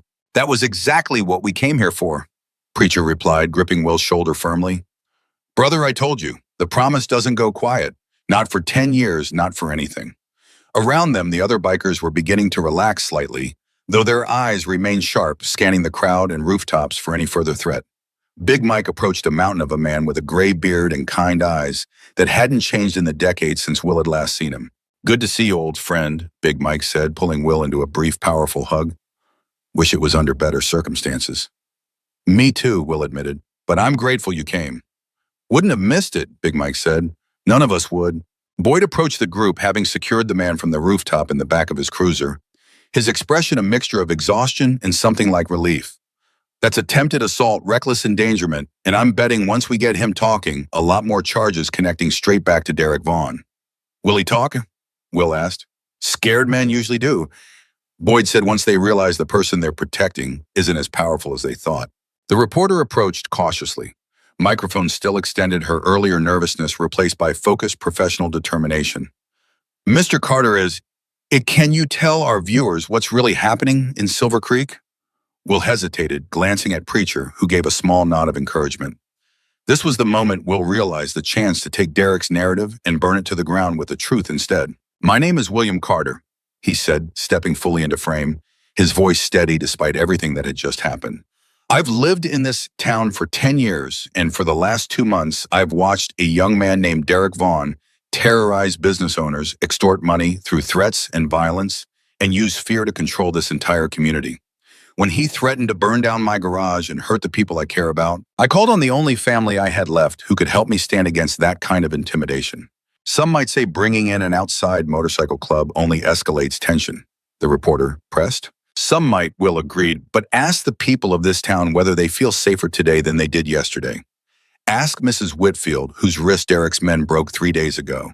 Ask Sheriff Boyd, who was threatened into silence for months until today. My brothers didn't come here to create chaos. They came here because chaos was already here and somebody needed the courage to stand against it. The reporter turned back to her camera, and Will could see in her expression that the story she was about to deliver would be nothing like the one Derek had orchestrated that morning. As the crowd slowly began to disperse, murmurs of shock and gratitude rippling through Main Street, Emily suddenly appeared, pushing through the remaining onlookers with Cooper held tight against her hip, her face pale with fear. "Well, I heard gunfire on the radio. She stopped short, taking in the scene. The disciplined line of bikers, Boyd's cruiser with a suspect in the backseat, Will, standing safe and unharmed in the middle of it all. Relief flooded across her face. "Oh, thank God." "We're okay," Will said, moving to meet her. "Everyone's okay." Emily's eyes moved past him to Preacher's, taking in the older biker's weathered face, the genuine warmth radiating from him despite everything that had just happened. "You must be Preacher. And you must be the woman Will mentioned on the phone," Preacher said, a small smile breaking through his earlier grimness. "Said you were the only reason he hadn't completely forgotten how to be human these last 10 years. Emily's cheeks flushed slightly, but her attention quickly shifted back to the seriousness of the moment. "Derek's not going to just walk away from this, not after what just happened on camera." "No," Will agreed grimly. "He's not, which means this isn't over. This is just the part where he stops playing games and starts fighting for real." Preacher's expression hardened with resolve. "Then we're staying. All of us, until this is finished properly." Will felt a fresh wave of gratitude wash over him, mixed with the sobering knowledge that Derek Vaughn, desperate, humiliated, and backed by resources they still didn't fully understand, was about to become far more dangerous than he'd been even an hour ago. As the sun began sinking lower over the mountains surrounding Silver Creek, casting long shadows across a main street that had just witnessed the beginning of something much bigger than anyone had anticipated. Will Carter stood among the brothers he'd spent 10 years running from, finally understanding that the family he'd tried so hard to leave behind had been the one thing capable of saving the new life he'd built. But somewhere across town, in a house paid for with money that had never quite made sense, Derek Vaughn sat across from the man who had been guiding him from the shadows all along. His earlier confidence completely shattered, replaced by a desperate, dangerous need to salvage what remained of his crumbling plan. "They humiliated me," Derek snarled, pacing the length of the room. "On camera, in front of the whole town." "Yes," the man said calmly, still swirling that same untouched glass of whiskey, his composure unshaken by the chaos that had just unfolded. "They did, which means it's time to stop treating this like a business dispute, Derek, and start treating it like what it actually is. Which is..." The man's eyes went cold, calculating, utterly without mercy.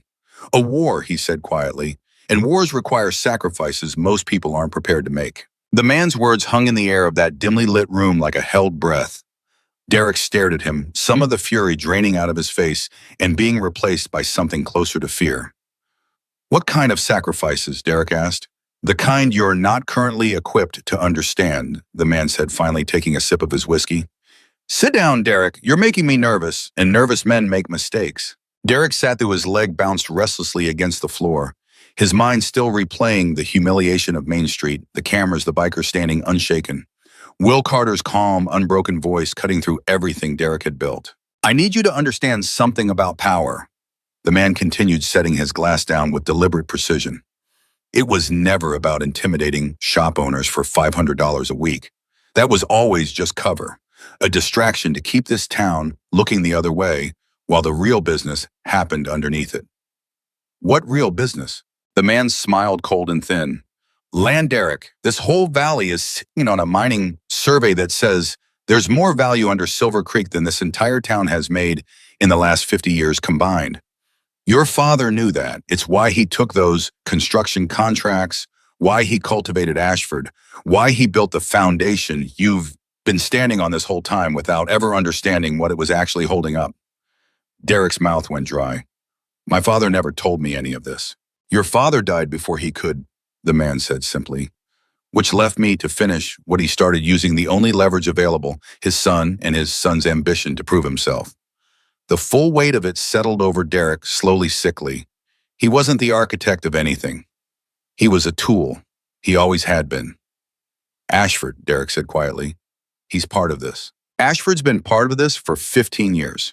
Every permit, every zoning exception, every look the other way, it's all been building toward a moment where this valley gets sold out from under 1,100 people who have no idea what's coming. The man leaned forward. And now your little extortion scheme and your failure to control one stubborn mechanic has put a spotlight exactly where we didn't want one. So what do?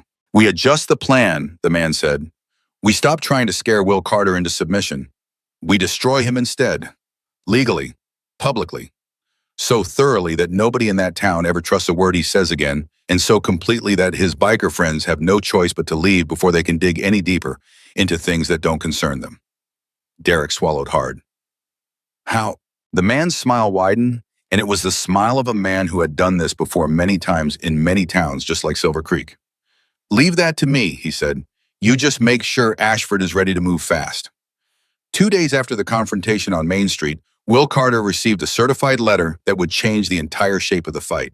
He was in the garage when it arrived, Preacher beside him going through inventory on supplies.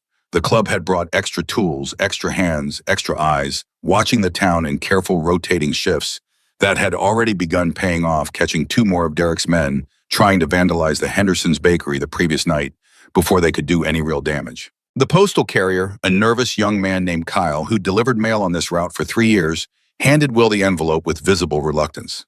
Sorry, Mr. Carter, Kyle said. Just doing my job. Will opened it, standing right there in the doorway, and Preacher watched his old friend's face go pale, then hard, then something close to devastated. What is it? Preacher asked. Will handed him the letter without a word. Preacher scanned it quickly, his jaw tightening with every line. This is insane, Preacher said. They're accusing you of what? Fraud, Will said, his voice hollow. Insurance fraud. Says here I filed a false damage claim on the garage 2 years ago, padded the repair costs, collected money I wasn't entitled to. He shook his head slowly. I never filed any insurance claim 2 years ago. My garage never even had damage 2 years ago. Someone's fabricating a paper trail. Someone with access to insurance records, Will said grimly. Someone with the same kind of reach that got a sheriff's daughter's school schedule that made evidence disappear in 3 separate cases against Derek. He looked up at Preacher, exhaustion evident in every line of his weathered face. This is Ashford. Has to be. Building a case designed to discredit me before I can ever use what Emily found against him. The letter demanded Will appear before a county fraud investigator within 1 week, warning that failure to comply or any attempt to leave the jurisdiction would result in an immediate warrant for his arrest. They're trying to tie you up, Preacher said. Keep you fighting a legal battle so you can't focus on the real fight. It's working, Will admitted. That afternoon, Emily arrived at the garage to find Will hunched over his kitchen table, moved temporarily into the garage office, surrounded by old receipts and invoices, trying desperately to reconstruct records from 2 years ago that he'd never needed to keep because the claim itself had never existed. Well, what's going on? He handed her the letter silently, and she read it with growing horror, her hands beginning to shake by the time she finished. This is fake, she said. This has to be fake. Doesn't matter if it's fake, Will said wearily. It exists on paper now. Somewhere in some insurance database, there's a claim with my name on it that never should exist, and proving a negative, proving something never happened, is a hell of a lot harder than you'd think. We have the county records, Emily said suddenly. The connection between Ashford and Derek's father. We show that we expose the motive, and we hand them exactly what they want. Will interrupted gently. Emily, if we go public with unverified corruption allegations against a sitting councilman, while I'm simultaneously under investigation for fraud, who do you think the town believes, a councilman with 15 years of public service? Or a mechanic with a biker gang and a fraud charge hanging over his head? Emily sank into the chair across from him, the weight of the trap becoming horribly clear. So we're stuck. For now. Preacher appeared in the doorway, having overheard enough of the conversation to piece together the situation. Will you need a lawyer? A real one, not some county public defender who's going to fold the second Ashford's people apply pressure. I don't have that kind of money, Preacher. You don't need to, Preacher said. I know someone. Owes me a favor from a long time back. Good lawyer sharp, doesn't scare easy. I'll make the call tonight. Will looked at his old friend with something like disbelief. You do that after everything. Will, Preacher's voice softened, some of the old warmth breaking through the tension of the last few days. I told you already, this isn't a favor. This is what family does. Now stop thanking me and let me make the call. That evening, while Preacher worked the phones and Emily continued digging through county records for anything that might help disprove the fraudulent claim, Sheriff Boyd arrived at the garage with news that made the whole situation infinitely more complicated. They arrested Jesse, Boyd said, referring to the man who'd fired the warning shot on Main Street. But I've got a problem. The district attorney's office just informed me they're declining to prosecute. What? Will stood up so fast his chair nearly tipped over. He fired a weapon in a crowded street. I know what he did, Boyd said, frustration evident in his voice. But the DA is citing insufficient evidence, questioning the chain of custody on the weapon, suddenly finding all kinds of procedural problems that weren't problems 2 days ago. Ashford, Will said again, the name feeling like a curse in his mouth. I can't prove that, Boyd admitted, but I don't believe in coincidences anymore, not after everything I've watched happen in this town over the last 2 months. So Jesse walks free, Preacher said, his voice dangerous and low. And meanwhile, Will's facing fraud charges for something that never happened. There's more, Boyd said, and something in his tone made everyone in the room go still. Word's already spreading around town, carefully, quietly, but spreading. That Will's under investigation, that maybe he's not the honest mechanic everyone thought he was, that maybe this whole situation with Derek was manufactured by Will himself to cover for financial troubles. That's insane, Emily said, standing up. Anyone who knows Will knows that's insane. Doesn't matter if it's insane, Will said quietly, echoing his own words from earlier that day. It just has to be believable enough to make people doubt. And doubt is all Ashford needs to keep this town paralyzed, while whatever's really happening underneath all this continues without interference. The room fell into heavy silence, the weight of the coordinated attack settling over everyone present. Then Mrs. Whitfield's voice broke through sharp and unexpected from the doorway where she'd apparently been standing long enough to hear most of the conversation. Well, she said, planting her cane firmly on the concrete floor, then it's a good thing this town has more backbone than Councilman Ashford is giving it credit for. Everyone turned to look at her. I've lived in this town 51 years, she continued. I watched William Carter fix cars for free for widows who couldn't afford it. I watched him remember every child's birthday, every anniversary, every small kindness a person could need without ever asking for anything in return. I don't need a fraud investigation to tell me who this man is. And I suspect if you ask around properly, a great many people in Silver Creek feel exactly the same way. Will felt something tighten in his throat. Gratitude and exhaustion mixing together into something almost overwhelming. She's right, Emily said, standing straighter. Well, you've spent 10 years building trust in this town, one small act at a time. That doesn't disappear because of one fabricated letter. Let us help you fight this the right way, not just legally, but publicly. Let the town see the truth for themselves. Preacher nodded slowly, a plan already forming behind his weathered eyes. She's onto something. Ashford's whole strategy depends on doubt spreading quietly in whispers and rumors nobody can quite pin down. What happens if we make it loud instead? What happens if we make Will's character the thing everybody's talking about instead of some fraud claim buried in paperwork? How, Will asked. Preacher's smile was slow, calculated, the expression of a man who had spent 30 years learning how to fight battles that couldn't be won with fists alone. We hold a town meeting, he said, right out in the open. Let people say what they know about you. Let the truth drown out the doubt before Ashford's paperwork ever gets the chance to. The following evening, word spread through Silver Creek that a community meeting was being held at the church, organized not by the town council, but by ordinary residents who had grown tired of watching fear control their small town. The turnout exceeded anyone's expectations. By the time Will arrived with Preacher, Emily, and several of the visiting bikers, the church was packed beyond capacity, people standing along the walls spilling out into the entryway, faces filled with a mixture of curiosity and quiet determination. Sheriff Boyd stood near the front, having agreed to moderate, despite the personal risk it carried for him professionally. Mrs. Whitfield sat in the front row, chin-lifted cane, resting against her knee like a scepter. I know most of you have heard rumors this week, Boyd began, his voice carrying clearly through the packed room. About Will Carter, about an investigation. I'm not here to tell you what to believe. I'm here to give people a chance to speak the truth as they know it, so this town can decide for itself what's real. A murmur rippled through the crowd. Derek Vaughn was noticeably absent, though Will spotted 2 of his men lingering near the back entrance, clearly there to report back on everything said. Pete Alvarez, the hardware store owner, stood first. Will Carter fixed my daughter's car for free when her transmission blew out and she couldn't afford repairs while she was working 2 jobs to pay for nursing school. Never asked for a dime, never mentioned it again. A woman near the middle of the room, someone will barely recognize, stood next. 15 years ago, before most of you knew him well, my husband was dying of cancer. Will drove me to the hospital every single day for 3 months because I didn't trust myself to drive after the appointments. Never once complained, never once asked to be paid. One by one, residents of Silver Creek stood and spoke stories. Will had long forgotten kindnesses. He'd never thought twice about small acts of decency accumulated over 10 quiet years that had built something far more powerful than Ashford's fabricated paperwork could ever hope to destroy. Will sat through it with tears he made no effort to hide, whelmed by the sheer volume of goodness reflected back at him from a town he had only ever tried to serve quietly without ever expecting recognition. When the stories finally slowed, Preacher stood his weathered face solemn as he addressed the crowd.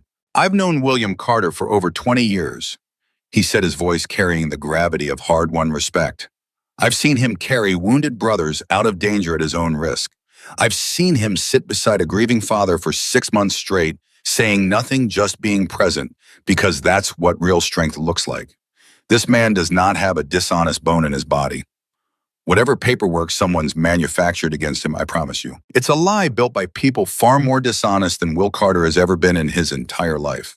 The room erupted into applause, and Will felt Emily's hand find his beneath the pew, squeezing tight, her eyes shining with pride and something deeper that neither of them had quite named yet. Then from the back of the church, a new voice cut through the warmth of the moment. How touching. Everyone turned. Derek Vaughn stood in the doorway, flanked by two men, his earlier composure replaced by something colder, more desperate.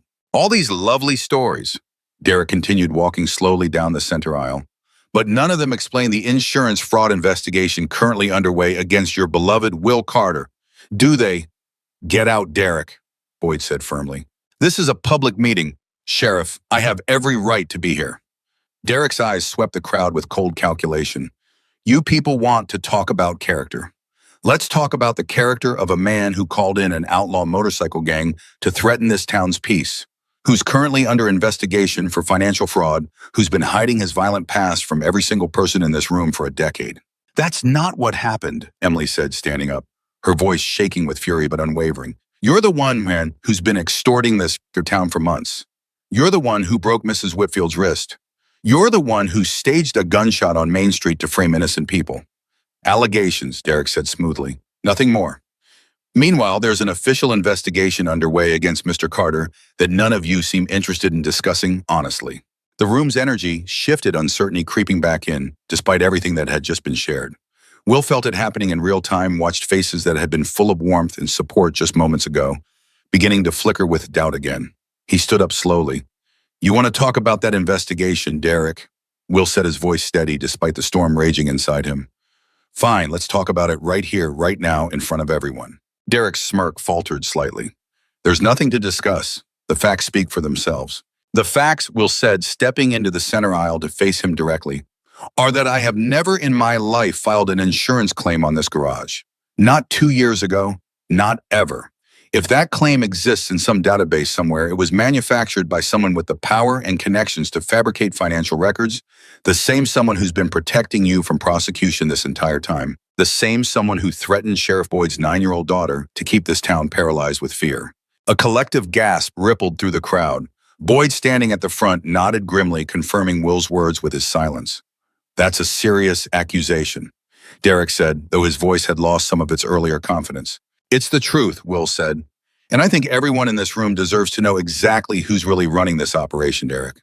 Because it's not you. You're just a scared kid who inherited a mess he doesn't understand, being used by someone far more dangerous than you'll ever be. Derek's face contorted with rage and something like genuine fear. You don't know what you're talking about. Don't I? Will held his gaze steady.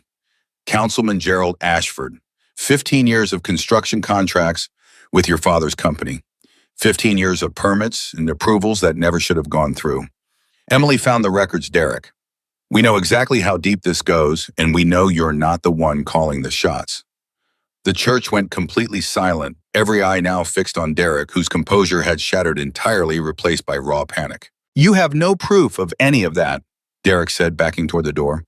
We have public records, Emily said, standing firm.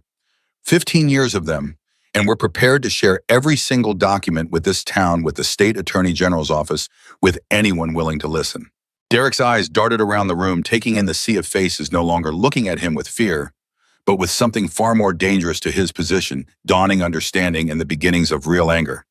"This isn't over," Derek said, his voice cracking slightly as he retreated toward the exit. "None of this is over." He fled, his two men scrambling after him, leaving behind a church full of stunned silence that slowly, gradually erupted into a wave of urgent, overlapping conversation. Preacher clapped a firm hand on Will's shoulder.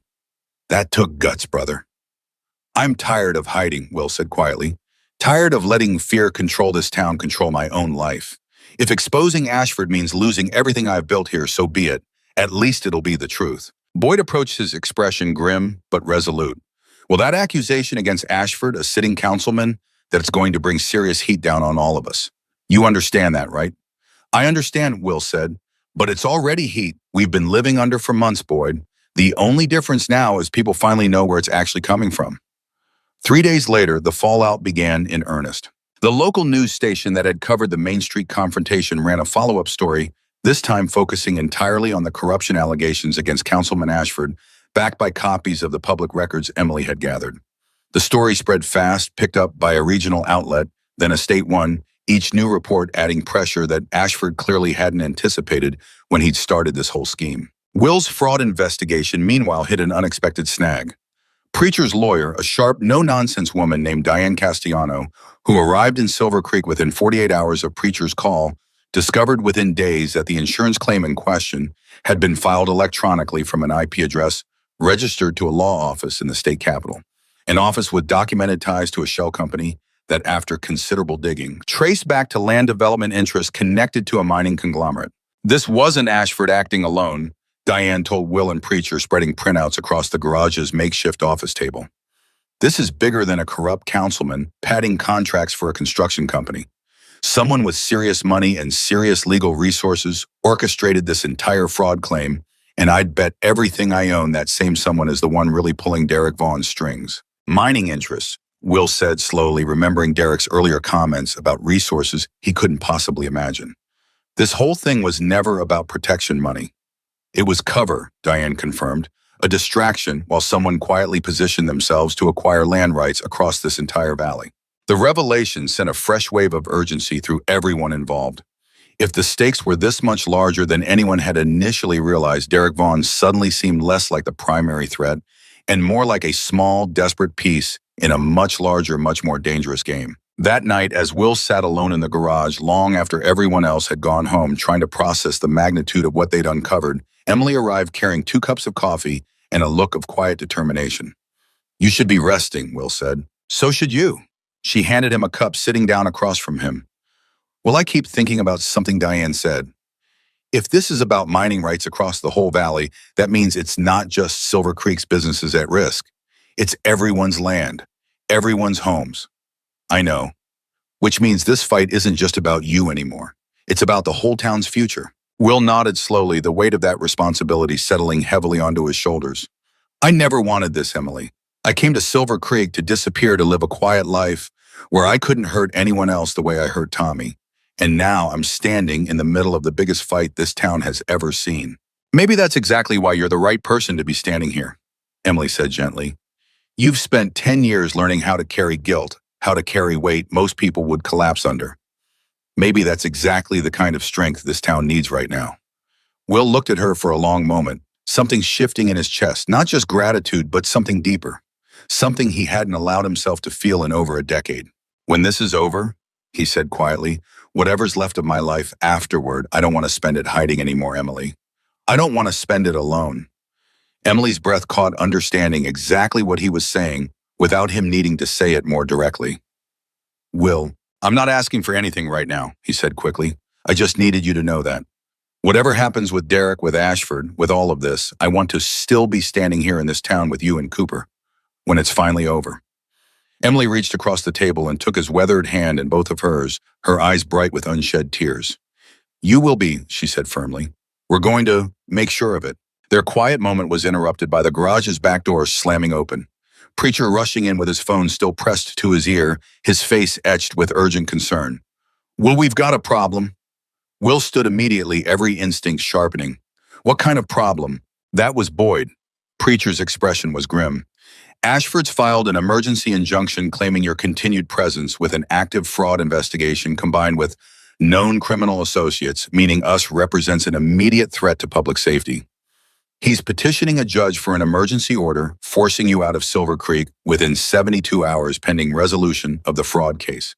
They can't do that, Emily said, standing up sharply. That's insane.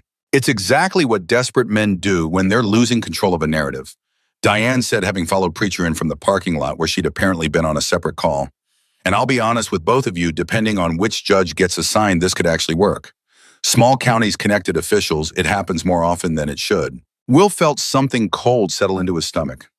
After everything, the town meeting, the outpouring of support, the mounting evidence against Ashford, it was still possible that raw legal maneuvering could force him out of the only home he'd built for himself in a decade, could separate him from Emily, from Cooper, from a town that had finally started to see him for who he really was. When's the hearing? Will asked. Tomorrow morning, Diane said. Ashford's pushing for emergency speed, hoping to catch us off guard before we can properly prepare a defense. Then we don't sleep tonight, Preacher said firmly. We prepare. All of us. Diane, what do you need? Diane was already pulling out a legal pad, her expression sharpening into fierce focus.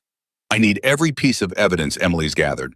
I need character witnesses ready to testify on short notice.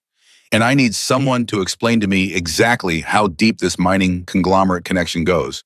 Because if I can bring that into tomorrow's hearing, it changes the entire conversation from dangerous biker associate to whistleblower being silenced by corrupt local officials protecting a massive land grab. Will looked around the garage at the faces gathered there. Preacher Diane, Emily, soon joined by Boyd and several other bikers who'd heard the news and arrived within minutes ready to help however they could, and felt something powerful swell in his chest despite the danger closing in around them. 10 years ago, he'd walked away from everyone who cared about him because he believed isolation was the only way to keep the people around him safe. Tonight, surrounded by old brothers and new family alike, all of them working desperately through the night to protect not just him, but the entire town he'd come to love, Will finally understood how wrong he'd been. Let's get to work, he said, sitting back down at the table, ready to fight for everything that mattered most. Outside, the night stretched dark and quiet over Silver Creek. But inside, the garage lights burned late into the morning hours as old friends and new allies fought together to save not just one man's freedom, but the future of an entire town that had finally found the courage to stand against the shadows trying to consume it. The hearing was set for 9 o'clock, and by 8:30, the small county courthouse in Silver Creek had no available seats left inside, with dozens more residents crowded onto the front steps, despite the cold morning air, waiting for news of a decision none of them could control, but all of them desperately cared about. Will sat beside Diane Castellano at the defense table, his weathered hands folded tightly in his lap. Preacher and Emily seated directly behind him in the gallery, close enough that he could feel their presence, even without turning around. Remember, Diane said quietly, let me do the talking unless I specifically ask you a question. Emotional outbursts, even righteous ones, only give them ammunition. I understand. Do you? She studied him carefully. Because I've read your file, Will. I know what kind of man walks away from everything he loves for 10 years out of guilt. That kind of man sometimes has trouble staying quiet when he feels responsible for other people's suffering. Will managed a small, tired smile. I'll behave, Diane. Judge Harmon entered, the stern woman in her 60s, whose reputation, according to Diane's late-night research, suggested she ran a tight courtroom and had little patience for theatrics from either side. We're here on an emergency petition filed by Councilman Gerald Ashford. Judge Harmon began requesting an immediate order requiring William Carter to vacate Silver Creek pending resolution of an active fraud investigation, citing public safety concerns related to associations with an outlaw motorcycle organization. Counsel for the petitioner, you may proceed. Ashford's lawyer stood, a slick, expensive-looking man Will didn't recognize, clearly flown in from somewhere far more sophisticated than Silver Creek's usual legal circles. Your Honor, my client's concerns are straightforward. Mr. Carter is currently under active investigation for insurance fraud. In the days since that investigation began, he has summoned a group of armed, dangerous individuals to this town, individuals whose mere presence has already resulted in a public discharge of a firearm on Main Street. The town's safety demands immediate action. Objection to the characterization, Diane said, rising smoothly. The firearm discharge referenced was fired by an employee of Derek Vaughn, a man with documented ties to Councilman Ashford's late business partner, not by anyone associated with my client. That connection remains unproven, Ashford's lawyer countered. It's proven in the 15 years of public construction records we've already submitted to this court, Diane shot back, sliding a thick folder across the table.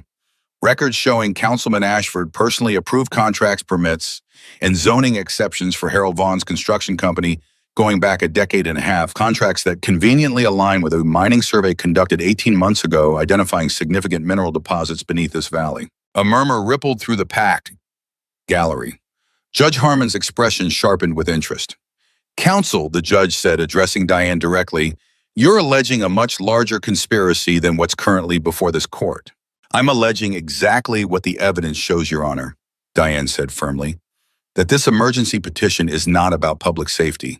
It's a coordinated effort to remove my client from this town before he can expose a scheme that stands to profit certain individuals at the expense of every resident of Silver Creek. Ashford's lawyer stood again, visibly rattled.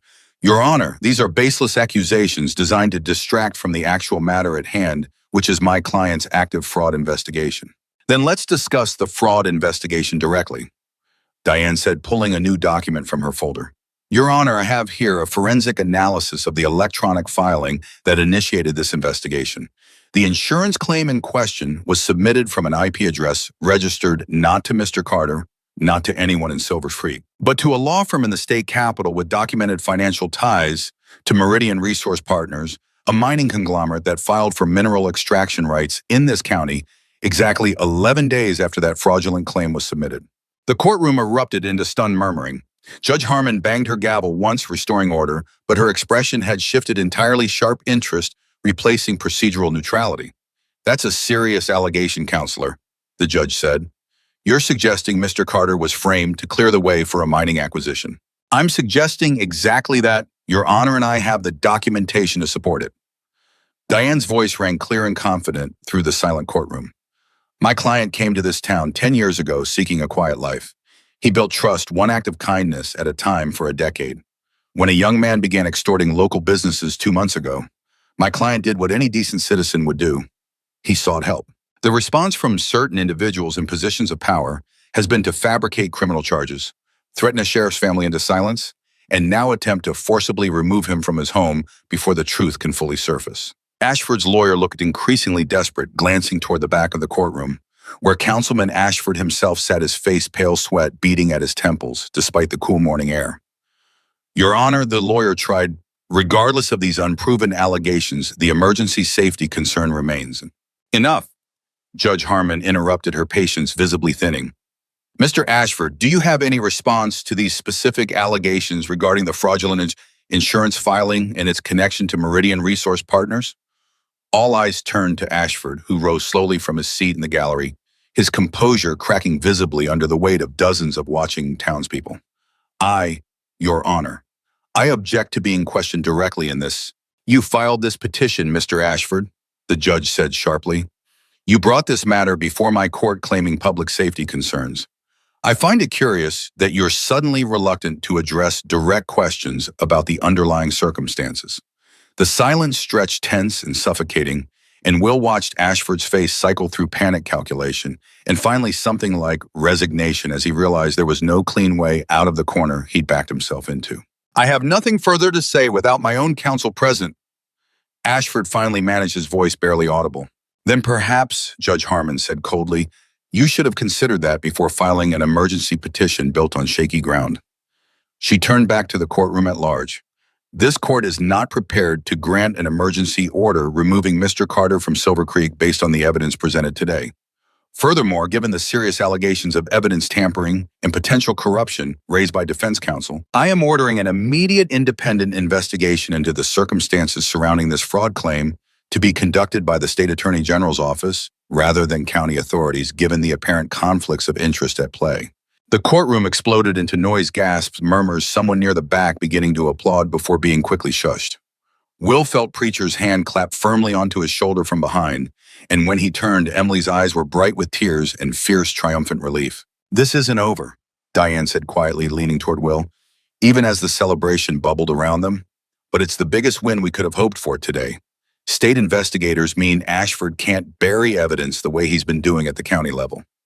Ashford was already moving toward the exit, his lawyer trailing behind him, both men's faces etched with the particular panic of powerful people watching their carefully constructed world beginning to collapse. Will stood his legs unsteady with relief and turned to find Emily already moving toward him, pulling him into an embrace that said everything neither of them had fully found words for the night before. "You're not leaving," she whispered against his shoulder. "You're staying." "I'm staying," he confirmed, his voice thick with emotion. Outside the courthouse, the crowd that had gathered on the steps erupted into cheers as word spread of the ruling, and Will found himself surrounded by townspeople reaching to shake his hand, to thank him, to express a solidarity that 10 years of quiet kindness had finally earned in full. But even amid the celebration, Will felt Preacher's hand tighten on his shoulder, a warning conveyed through touch alone. "Don't let your guard down yet, brother," Preacher murmured. "Cornered men do desperate things." He was right, though none of them yet understood exactly how desperate Derek Vaughn's next move would be. That evening, as Silver Creek celebrated a victory that felt for the first time in months like genuine hope restored, Derek Vaughn sat alone in his rented house staring at his phone, a single text message displayed on the screen that had arrived 20 minutes earlier and had not stopped his hands from shaking since. "The investigation is closing in. You know what needs to happen. Finish it tonight or I finish you instead." Derek stared at the message for a long time, his mind racing through every version of the future he could imagine, none of them ending well. He thought about his father, about the empire he'd inherited without ever truly understanding its foundations, about the desperate months of trying to prove himself worthy of a legacy that had turned out to be nothing but a cage built by men far more dangerous than he'd ever been. He thought about Will Carter's steady, unshaken voice on Main Street, in the church, in every confrontation between them, a man who had lost everything once and rebuilt himself anyway, who had somehow found more strength and quiet decency than Derek had ever managed to find in fear and intimidation. For the first time since this entire scheme began, Derek Vaughn felt something other than ambition or anger. He felt trapped, and trapped men Preacher had warned do desperate things. Derek grabbed his jacket, grabbed the gun he kept in his desk drawer for reasons he'd never fully examined, and walked out into the cold Montana night with a plan forming that terrified even him. Will was closing up the garage well past dark, the celebratory energy of the day's victory still humming pleasantly beneath his exhaustion, when he heard a car pull up outside, not the roar of a motorcycle, not Boyd's familiar cruiser, but something quieter, more deliberate. He stepped outside just as Derek Vaughn emerged from his car, alone, his face pale and haunted in the glow of the single streetlight illuminating the garage entrance. "Derek." Will's instincts sharpened immediately, every muscle in his body going tense. "You shouldn't be here." "I know," Derek said, his voice cracking slightly. "I know I shouldn't, but I didn't know where else to go." Will noticed the way Derek's hands trembled, the way his eyes kept darting toward the darkness beyond the streetlight, like he expected something or someone to emerge from it at any moment. "What's going on, Derek?" "They're going to kill me," Derek said, the words tumbling out in a rush of raw panic. "The people backing this whole thing. I failed them today in that courtroom, and I got a message 20 minutes ago telling me to finish this tonight, or they'll finish me instead." Will's blood ran cold. Finish what exactly? Derek's eyes welled with tears, 10 years of inherited ambition and desperate self-preservation, finally cracking completely under the weight of what he was being asked to do. "You," Derek whispered. "They want you gone, Will, permanently. And I don't—" His voice broke completely. "I do not know how to be that kind of person. I thought I did.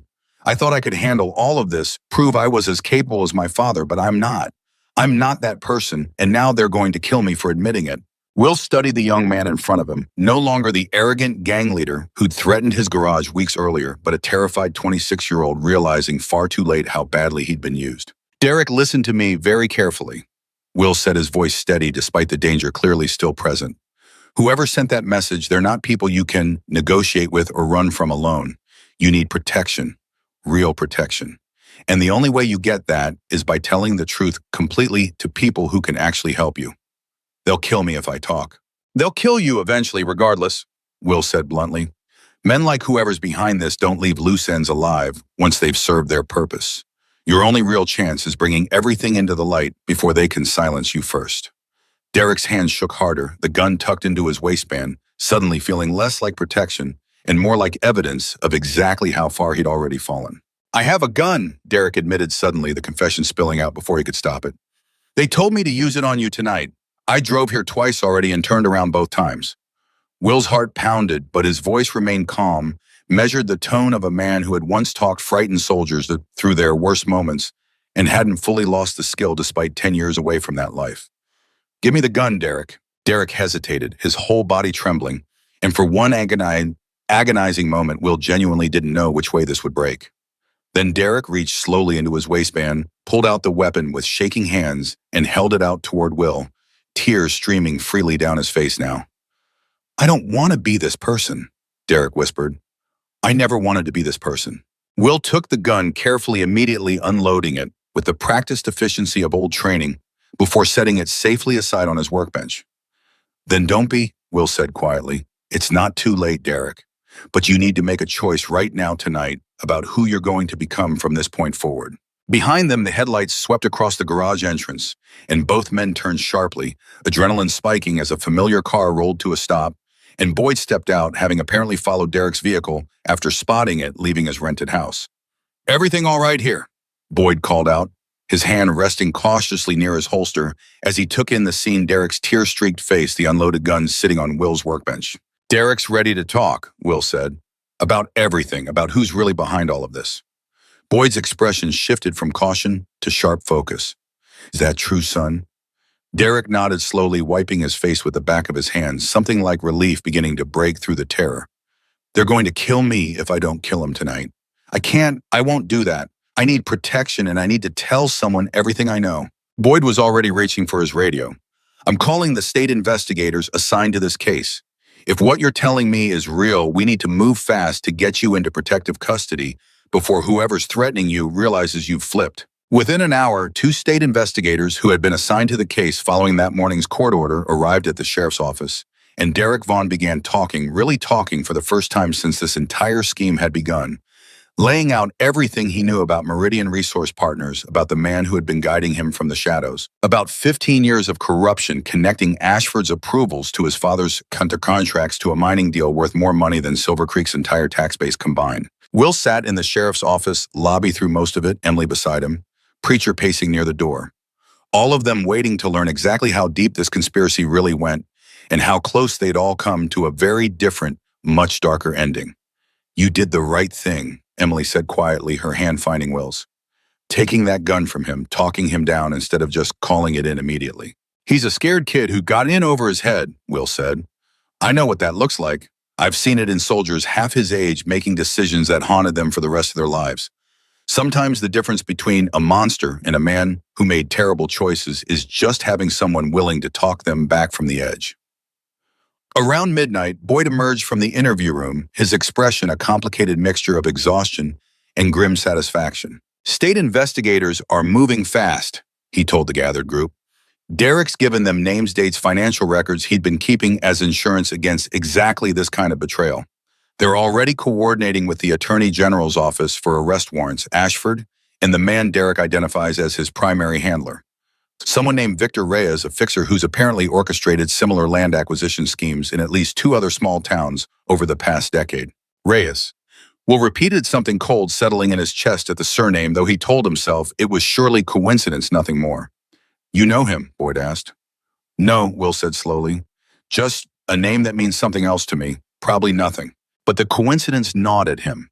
Even as the investigation moved forward with startling speed, over the following days, Ashford arrested within 48 hours on charges ranging from bribery to obstruction of justice. Victor Reyes apprehended trying to flee the state. 3 days after that, the full scope of the mining conspiracy finally laid bare for the entire town to see. It was during Reyes' arraignment broadcast on the same local news station that had covered every twist of Silver Creek's ordeal that Will finally understood why that surname had struck him so deeply. He was in the garage working quietly on a transmission, half listening to the small television Preacher had set up in the corner for updates when the courtroom camera panned briefly to Reyes' family, seated in the gallery, his wife visibly devastated, and beside her an older woman whose face Will recognized instantly, despite the decade that had passed. Tommy's mother. Will's wrench clattered to the concrete floor. Will Emily, who had been sorting invoices nearby, looked up sharply at the sound. What's wrong? Will stared at the screen, his whole body gone rigid with shock. memories crashing over him in a violent wave he hadn't prepared for. "Victor Reyes," he said hoarsely. "That's Tommy's older brother." The room went silent. Preacher, who had been half dozing in a chair near the workbench, sat up sharply, his own face draining of color as understanding dawned. "Tommy Reyes," Preacher said slowly. "You're Tommy, the one who died because of my call." Will finished, his voice barely above a whisper. 10 years ago, and now his brother's been orchestrating a conspiracy that led me straight back into this exact kind of danger. Emily crossed the room, quickly taking Will's trembling hands in hers. "Well, that can't be coincidence." "No," Will agreed, his mind racing back through everything that had happened since that first threatening visit from Derek Vaughn. "It's not." The full truth emerged over the following week, pieced together through Reyes' own desperate plea deal testimony as he tried to minimize his sentence by cooperating fully with investigators. Victor Reyes had spent the past decade building a career as a corporate fixer for land acquisition schemes exactly like the one unfolding in Silver Creek. But when Meridian Resource Partners identified this particular valley as a target, and Reyes discovered during initial reconnaissance that the town's most respected resident was none other than William Carter, the man whose tactical decision had gotten his younger brother killed a decade earlier, something in him had shifted from professional opportunism into something far more personal. "He wanted you to suffer," Boyd told Will and Preacher during a private meeting at the sheriff's office, laying out Reyes' own admission from his cooperation agreement. "The land deal was real, the money was real, but once he realized you were living quietly in the exact town he'd targeted, he saw an opportunity for something more than profit. He wanted to destroy everything you'd built. Your reputation, your freedom, maybe even your life as payback for Tommy." Will sat with that revelation for a long moment, the weight of it settling into him with brutal, complicated clarity. "Does he know," Will finally asked, his voice barely steady, "that I've carried Tommy's death every single day for 10 years? That I didn't run from grief. I ran because I couldn't forgive myself." "He knows now," Boyd said quietly. "It's part of his cooperation statement. For what it's worth, the investigator said he broke down during questioning. Admitted the anger had been eating him alive for a decade too. Admitted part of him always knew it wasn't really your fault, that combat decisions made in seconds don't deserve the same judgment as decisions made with time to think clearly. He just needed somewhere to put 10 years of grief, and revenge felt easier than forgiveness." Will closed his eyes, absorbing that feeling. Something complicated shifted inside his chest, not quite closure, not quite peace, but something adjacent to both a recognition that grief left unexamined could poison even good men into terrible choices. Himself included, all those years he'd spent punishing himself in isolated silence, instead of allowing brotherhood to help him heal. "I want to see him," Will said suddenly. "Reyes, before sentencing." "Well, I don't think," Preacher started. "I need to," Will said firmly. "Not for him, for me, for Tommy. There's things that need saying that 10 years of silence should have said a long time ago." The visit was arranged 3 days later in a small meeting room at the county detention facility. Victor Reyes led in wearing an orange jumpsuit, his face a haunted mirror of grief and shame that Will recognized intimately, having worn a similar expression himself for the better part of a decade. They sat across from each other in heavy silence for a long moment before Will finally spoke. "I think about your brother every single day," Will said quietly, "not as an obligation, not as guilt I'm required to carry, because Tommy mattered, because he was 24 years old and funny and terrified and brave all at once, and I was supposed to bring him home safe, and I didn't." Reyes's jaw trembled, tears already forming. "You told him to go left." "I told him to go left," Will confirmed, his own voice cracking. "Because that's what my training said. Because in that moment, with the information I had, it was the right call by every measure except the one that mattered most, keeping him alive. I've replayed that decision 10,000 times, Victor. I will replay it for the rest of my life. But I need you to understand something, because I think you need to hear it as much as I need to say it." "What?" "Grief doesn't owe anyone revenge," Will said. "It doesn't need a target to become meaningful. Tommy's death broke something in both of us, and instead of finding each other, instead of grieving together the way brothers should, we let it turn into something poisonous. You spent 10 years building toward destroying me. I spent 10 years destroying myself slowly through isolation.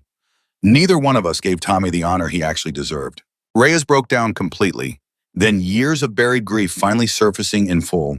And Will, despite everything, despite the fraud charges, the threats, the danger this man's scheme had brought to an entire town, found himself reaching across the table to grip Reyes' shaking hand.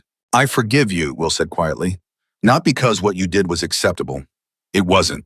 People will hold you accountable for that as they should.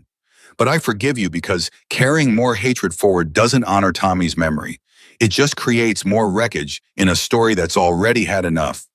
Reyes looked up at him, disbelief and gratitude warring across his tear-streaked face. How can you forgive me after everything? Because someone taught me a long time ago, Will said, thinking of Preacher, of every brother who had refused to let him disappear completely even during his darkest years. That family means showing up even when it's hard, even when someone doesn't deserve it, especially then. Sentencing came 3 weeks later. Ashford received 12 years for corruption and bribery. Reyes, given his cooperation and genuine remorse, received a reduced sentence of 5 years, with the possibility of earlier release for continued good behavior. Derek Vaughn, having cooperated fully from the very beginning and having never actually followed through on the violence he'd been directed to commit, avoided serious prison time entirely. Instead, receiving probation and mandatory community service work, he began immediately and unexpectedly at Will's garage, learning an honest trade from the very man he'd once threatened to destroy. You didn't have to do this, Derek told Will during his first week of community service. Hands stained with grease for the first time in his privileged life, clearly uncomfortable with the manual labor, but determined to see it through. No, Will agreed, I didn't have to, but everyone deserves a chance to become someone different than the person's circumstances tried to make them. I got that chance, Derek. Seems only fair to extend the same grace. By the time autumn settled fully over Silver Creek, the town had transformed in ways nobody could have predicted just months earlier. The mining conglomerate's acquisition attempt collapsed entirely once the corruption became public, protecting the valley's land rights for generations of residents to come. Sheriff Boyd, having found his courage when it mattered most, won re-election, unopposed, his integrity restored in the eyes of the community he'd once been too frightened to fully protect. And the Hells Angels who had answered Will's call, Preacher Big Mike Hollis and the rest, became an unlikely but permanent fixture of Silver Creek life, several of them ultimately deciding to relocate, entirely drawn by the same quiet beauty and genuine community spirit that had once drawn Will himself a decade earlier, to disappear into these same mountains. On a crisp October evening, the whole town gathered outside Will's garage for a celebration that had become something of a tradition over the past month. A simple cookout, folding tables loaded with food, string lights hung between the garage and the old oak tree beside it. Laughter and conversation carrying warmly through the cooling autumn air. Will stood near the edge of the gathering, watching Cooper chase fireflies with 2 of the younger bikers' grandchildren who had come to visit, watching Mrs. Whitfield holding court with Big Mike about motorcycle maintenance with more enthusiasm than her 78 years should probably allow, watching Preacher and Boyd deep and easy conversation like old friends instead of men who'd met only months earlier under the worst possible circumstances. Emily found him there, 2 glasses of lemonade in hand, offering him one as she settled beside him. You look happy, she observed. I am happy, Will said, and meant it fully, perhaps for the first time in over a decade. I spent 10 years believing peace meant disappearing, believing that protecting the people I loved meant staying far away from them, keeping my past locked in a drawer I never opened. And now, Will looked around at the gathering brothers found again after a decade of separation. A town that had chosen courage over fear. A young man given a second chance instead of destruction, and beside him a woman and a little boy who had somehow become the family he never thought he'd allow himself to have again. Now I understand something Preacher tried to tell me on that phone call months ago, Will said. The promise doesn't go quiet just because you go quiet. Family doesn't disappear with distance or time. It waits patient and unshaken until you're finally ready to let it back in. Emily leaned her head against his shoulder, and Will wrapped his arm around her, watching Cooper's delighted laughter carry across the yard as he finally caught a firefly cupped gently between his small hands.